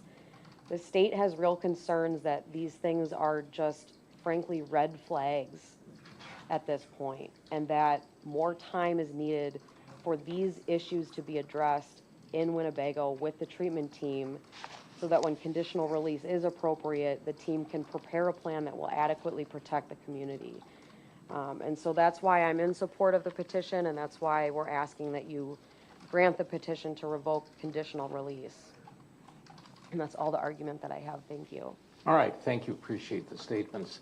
And I'll turn to Attorney Cotton. You know, Judge, we were here in January 9th of 2025, and I remember it like it was yesterday because we had the same three doctors testify, Doctors Lundbaum, Collins, and Robbins, which the state, for some reason, doesn't mention whatsoever today. And all three of those doctors testified that Ms. Geyser fits the criteria for somebody as a person who should be conditionally released. And what I heard the court order was within 60 days that a conditional release plan would be presented to this court so that you could review it and make some decisions about what is or isn't appropriate in terms of a group home, electronic monitoring, no contact orders, and other such provisions. And we're almost 60 days out from that. What DHS did in response to your order was to serve the court with a petition to revoke conditional release. That's how they chose to handle it. They didn't talk to any of the 3 doctors who just testified today that none of this changes their analysis. They jumped the ship. They jumped the gun. They went right to revocation. Why did they do that? One can only guess. What they should have done is what you ordered. They should have given you the plan for her release, and we should be here right now talking about that. We should have been here on Monday talking about that. There's no scenario where the state has met its burden to prove that Ms. Geyser, who has violated no rule at all, or done anything other than answer the questions that are posed of her, that now she sits here today more dangerous than she was back in January when we were here, Your Honor.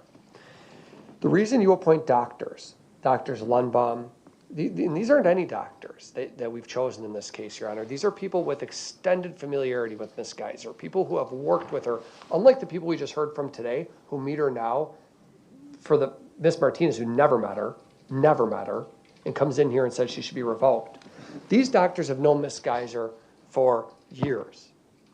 They've evaluated her, they've watched her progress, they've seen how she's progressed, they've seen the strides that she's taken. All of them, after years, support her release into the community and continue to do so even in the face of these 2 things, which I agree with Dr. Collins, Your Honor. On first blush, you look at it and maybe you think, well, is there something to be concerned about here? I'm glad when we were here a few days ago that you did exactly what you did and you said, I want the doctors to review the amended petition and offer their opinions. I didn't even know, frankly, what Dr. Collins or Lundbaum would say. But I wasn't particularly surprised to hear that it doesn't change their analysis, because even Ms. Geyser's therapist, who the state called, they called her therapist, Lisa Portman, even Ms. Portman doesn't see any reason here to continue keeping Morgan in custody to work through anything else. The time has passed for the plan to be brought to this court. We have a narrow a situation here where that ought to have been done already, frankly. Morgan is not more dangerous today. She has not done anything other than work with the release planning group on her release. That's the only thing that she's done, is answer every question asked of her. She didn't secretly read something she wasn't supposed to. She didn't lie about something she read. She didn't lie about contacts with people in the community. And it's almost a perverted situation where she's being punished for her answering the questions that are asked of her. Now she has less liberty. Now she's brought back for a revocation hearing. And the same arguments that are being made by the state about unknown variables. That's what they told you back in January, and you rejected that. There's always unknown variables.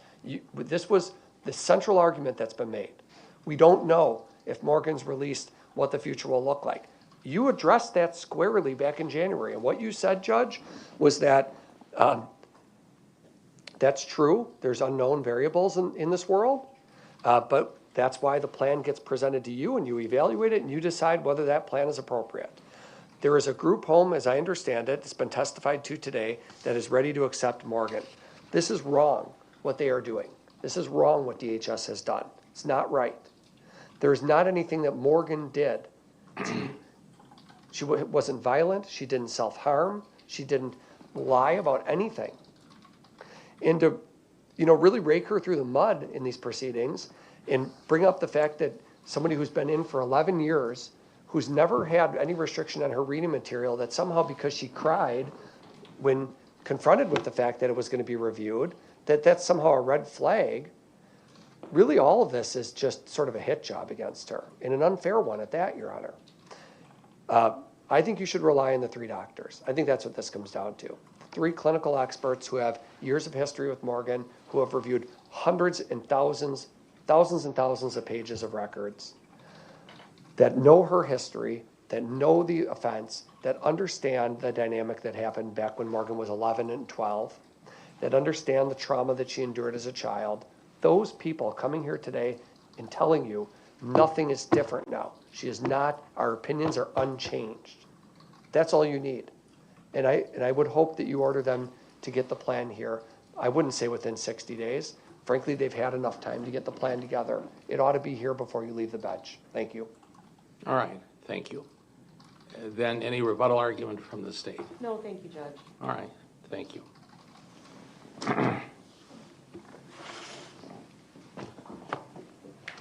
Well, it's important as Attorney Nicolai pointed out to look to the statute to begin with. That's what sets the really the parameters and the environment of what the court's rulings are today.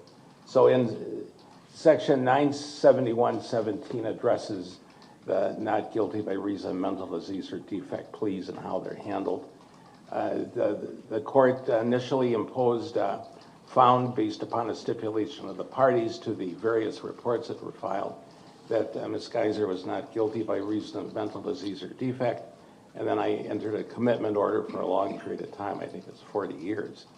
During that period of commitment, however, Ms. Geyser and other people in her position have a right to ask for a conditional release every 6 months. It happens all of the time. She didn't ask for a conditional release for a period of time, but she's asked for several. 2 were denied, and now the court granted the third one. So that's what brings us here today.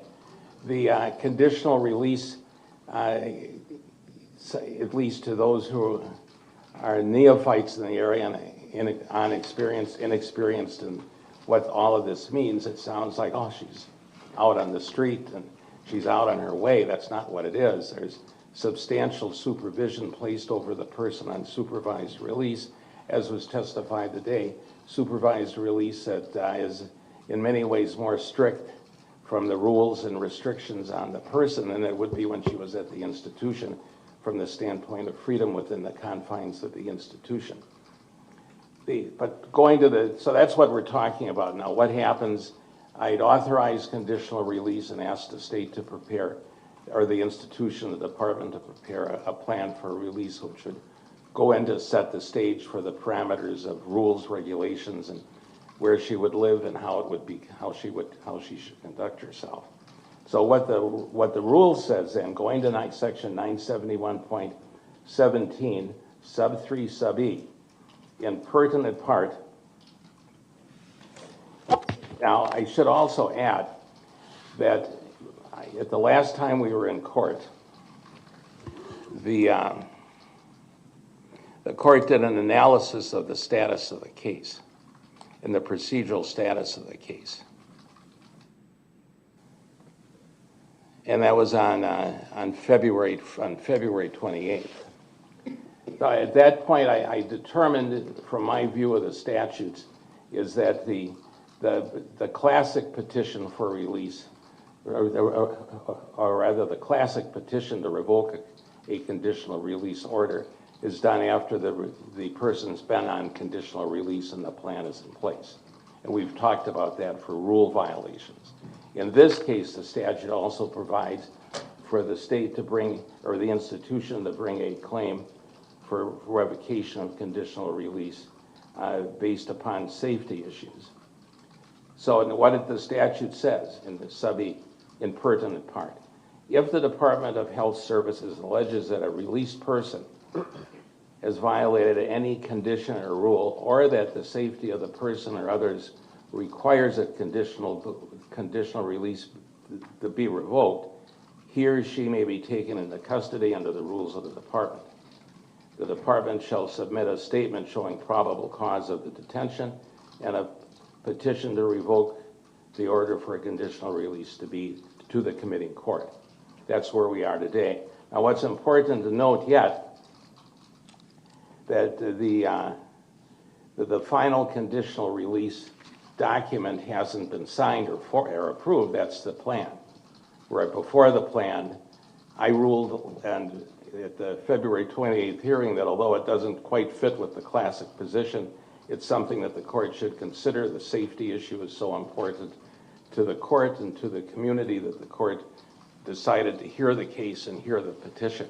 Attorney Cotton alleged that because the very technical routing of the case had not occurred, that the court shouldn't even consider the petition. So then the statute goes on. The court shall hear the petition within 30 days unless the hearing or timeline is waived by the detained person. The state has the burden of proving by clear and convincing evidence that any rule or condition of release has been violated, or that the safety of the person or others requires that conditional release be revoked. So we're really at that safety provision, that last clause, that the state proved by clear and convincing evidence that the safety of the person or others requires the conditional release then be revoked. That's where we are today.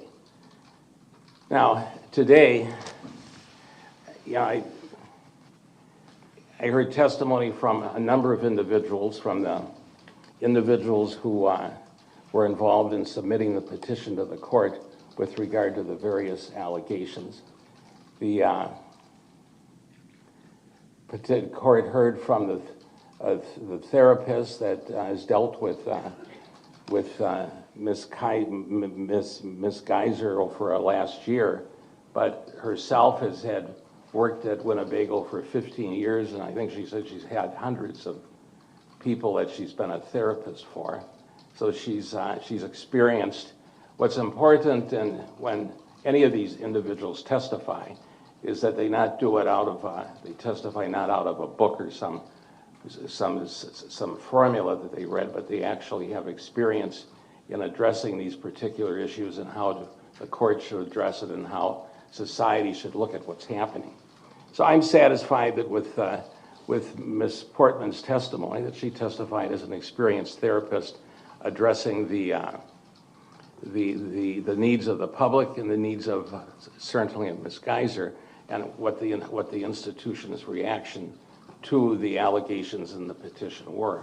I'm satisfied from what Ms. Portman testified to that there was no reason to stop the process on conditional release and to go forward with the conditional release program and to have the plan developed. What I looked for in the testimony was, did Ms. Geyser lie? Was there subterfuge? Was there manipulation? Was there game playing? People we're always told that Ms. Geyser is smart and intelligent. Intelligent people have the ability to game play, to play the system, if you will. Even in tense situations, they understand how to proceed. And they know they have developed techniques and strategies to manipulate those people that supervise them and watch them. Now, none of that came out today, that any of those circumstances exist.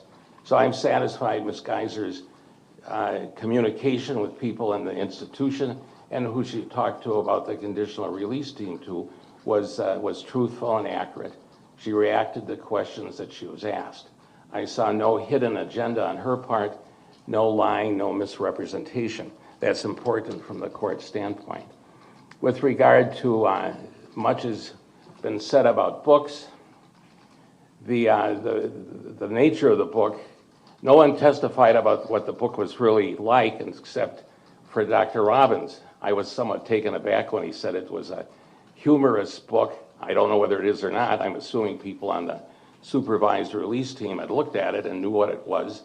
But he basically put the book in context. Nobody challenged that context.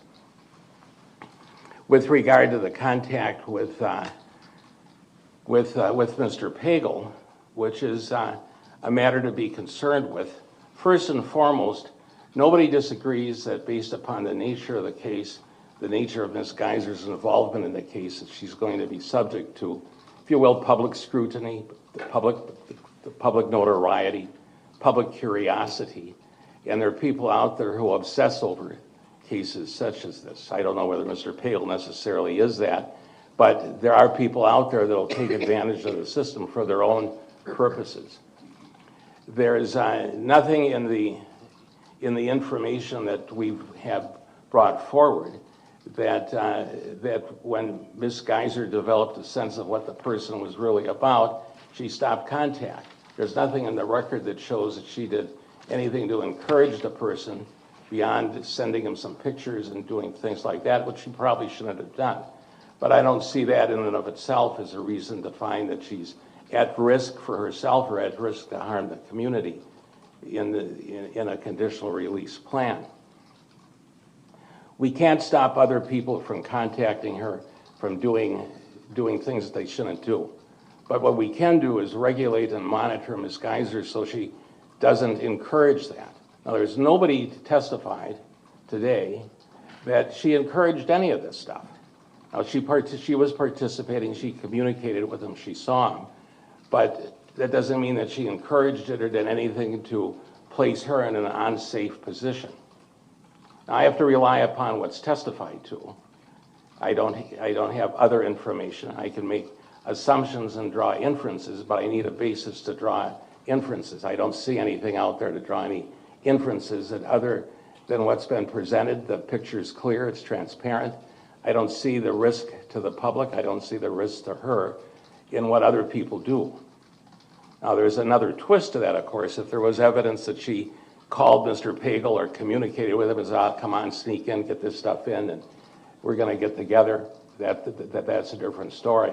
The postcard that talked about the intimate contact was, I can't comment on it other than the court recognizes, as one of the witnesses talked about, that what happens when somebody's in their 20s and they have sexual interests. But I don't see that the sexual interest went beyond just that, and it was stopped by Ms. Geyser. What do I do with that? I'm reminded of a TV commercial years ago that had a little lady going up to a hamburger counter and saying, "Where's the beef?" You know, we can laugh and smile about that, but that there has to be substance to it. Supposition, accusation has to be followed by proof that convinces the court, according to the statute, by clear and convincing evidence that she's a safety risk, a risk to herself or the risk to the public or to property. I don't see that in any of the testimony that's been offered in support of the petition to revoke.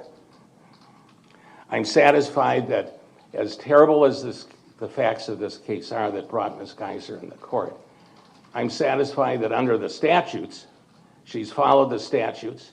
People may not like the fact that the conditional release is available, but it's there. And if somebody meets the statutory criteria, then conditional release is appropriate. The court followed the statute, did it initially on January 9th. It does so again today. I look for the proof. Proof is in the pudding and these other little cliches one can talk about. But that's what the court has to look to. I see no lying, no subterfuge. I see no risks brought forward. Everything seems to be in order. Ms. Geyser appears to be rule-abiding. If somebody tells her not to do something, it appears from the testimony throughout the entire case, including at the hearing in January, that she follows the rules. Now, that's good. That's what we want people to do. People don't always like the rules that they are told to follow. Sometimes people get upset and they yell about it and they scream, follow the rules, and they lie about it, and then they go and sneak behind your back and do something different. That's where the concern is. I don't see that in this case. It hasn't been established. So I'm satisfied that the state has not met its burden by clear and convincing evidence to show that Ms. Geyser is a risk of safety to herself, danger to herself, or danger to others, or danger to property. On that basis, I'll deny the petition to revoke the conditional release. I will dismiss it so ordered. Now, I'm going to order that the conditional release plan be filed. The question is, when can it be filed? Now, I should be the judge that hears it because of all the anecdotal knowledge that I have about the case. But I have certain limits involved. So my limits are to do it, I have two limits. One is to do it before March 21st. The other limit is there have to be a waiver of time limits. And I do it on either April 25th or April 28th. So I need to know what the time frame is for the department. Yeah. We'll defer to whatever I don't have an answer. I think the state is trying to figure that out right now.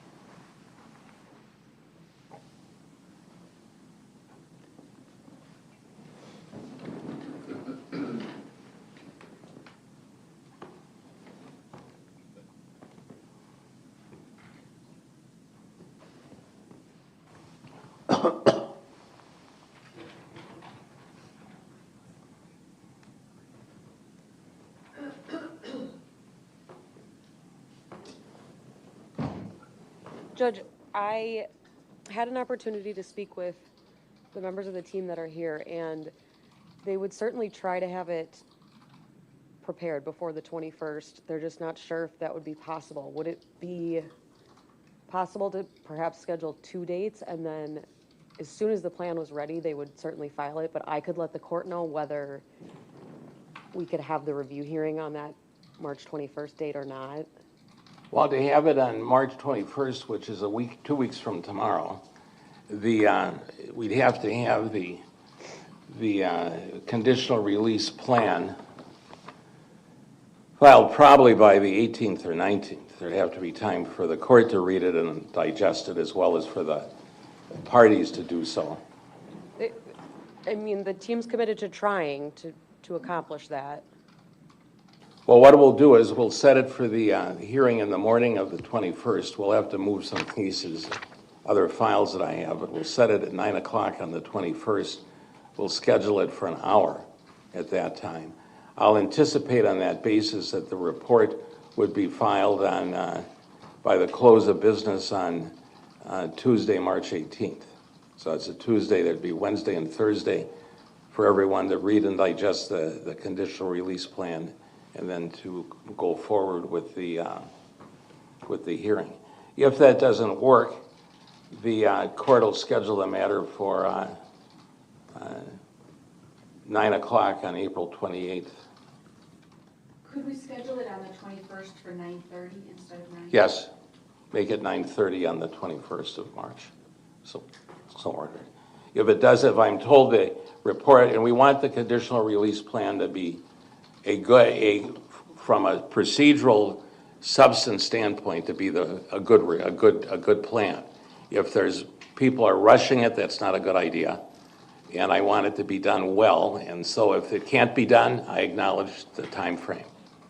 And so then if there's no objection from Ms. Geyser, we go to the April 28th date. Well, we'll see what the report looks like. Well, we'll see if it's here. Right. I agree. If it's filed on the 8th by the close of business on the 18th, we'll go forward on the 21st. Okay. I trust they'll get it done. Then that's the order, the court so ordered. I did, one aspect that I didn't mention in ruling with regard to the petition was it was significant that the 3 doctors who testified in the case and had recommended or had not objected to the conditional release going forward testified again today that what they saw in the petition for revocation didn't change their view. The court can listen to experts. The court doesn't have to rely on any experts. But in this situation, each of those doctors have participated in this case from almost the beginning and gave opinions when the court made its first rulings with regard to the case and found the Ms. Geyser not guilty by reason of mental disease or defect, and then went and used them, and they've testified in they've presented reports in all the other petitions for release. So they're knowledgeable, they're credible, they understand, from my point of view, they understand Ms. Geyser's psyche and background, and in particular on the issue of subterfuge and manipulation. I'm relying upon them, and I'm satisfied it's good reliance, that they did not detect subterfuge and manipulation, which is important. And that certainly will weigh in my decision-making process. So ordered. With that, then we've set the pattern and set the schedule. Thanks everybody for being here. I appreciate the short notice involved in this hearing. Appreciate everybody being here, and thank you all. And I would just ask, Judge, that you order her to be returned forthwith. Yeah, I'll order that she be forthwith returned to Winnebago. So ordered. All right. I'll be in touch right more. Court's in recess to tomorrow morning at 8:30.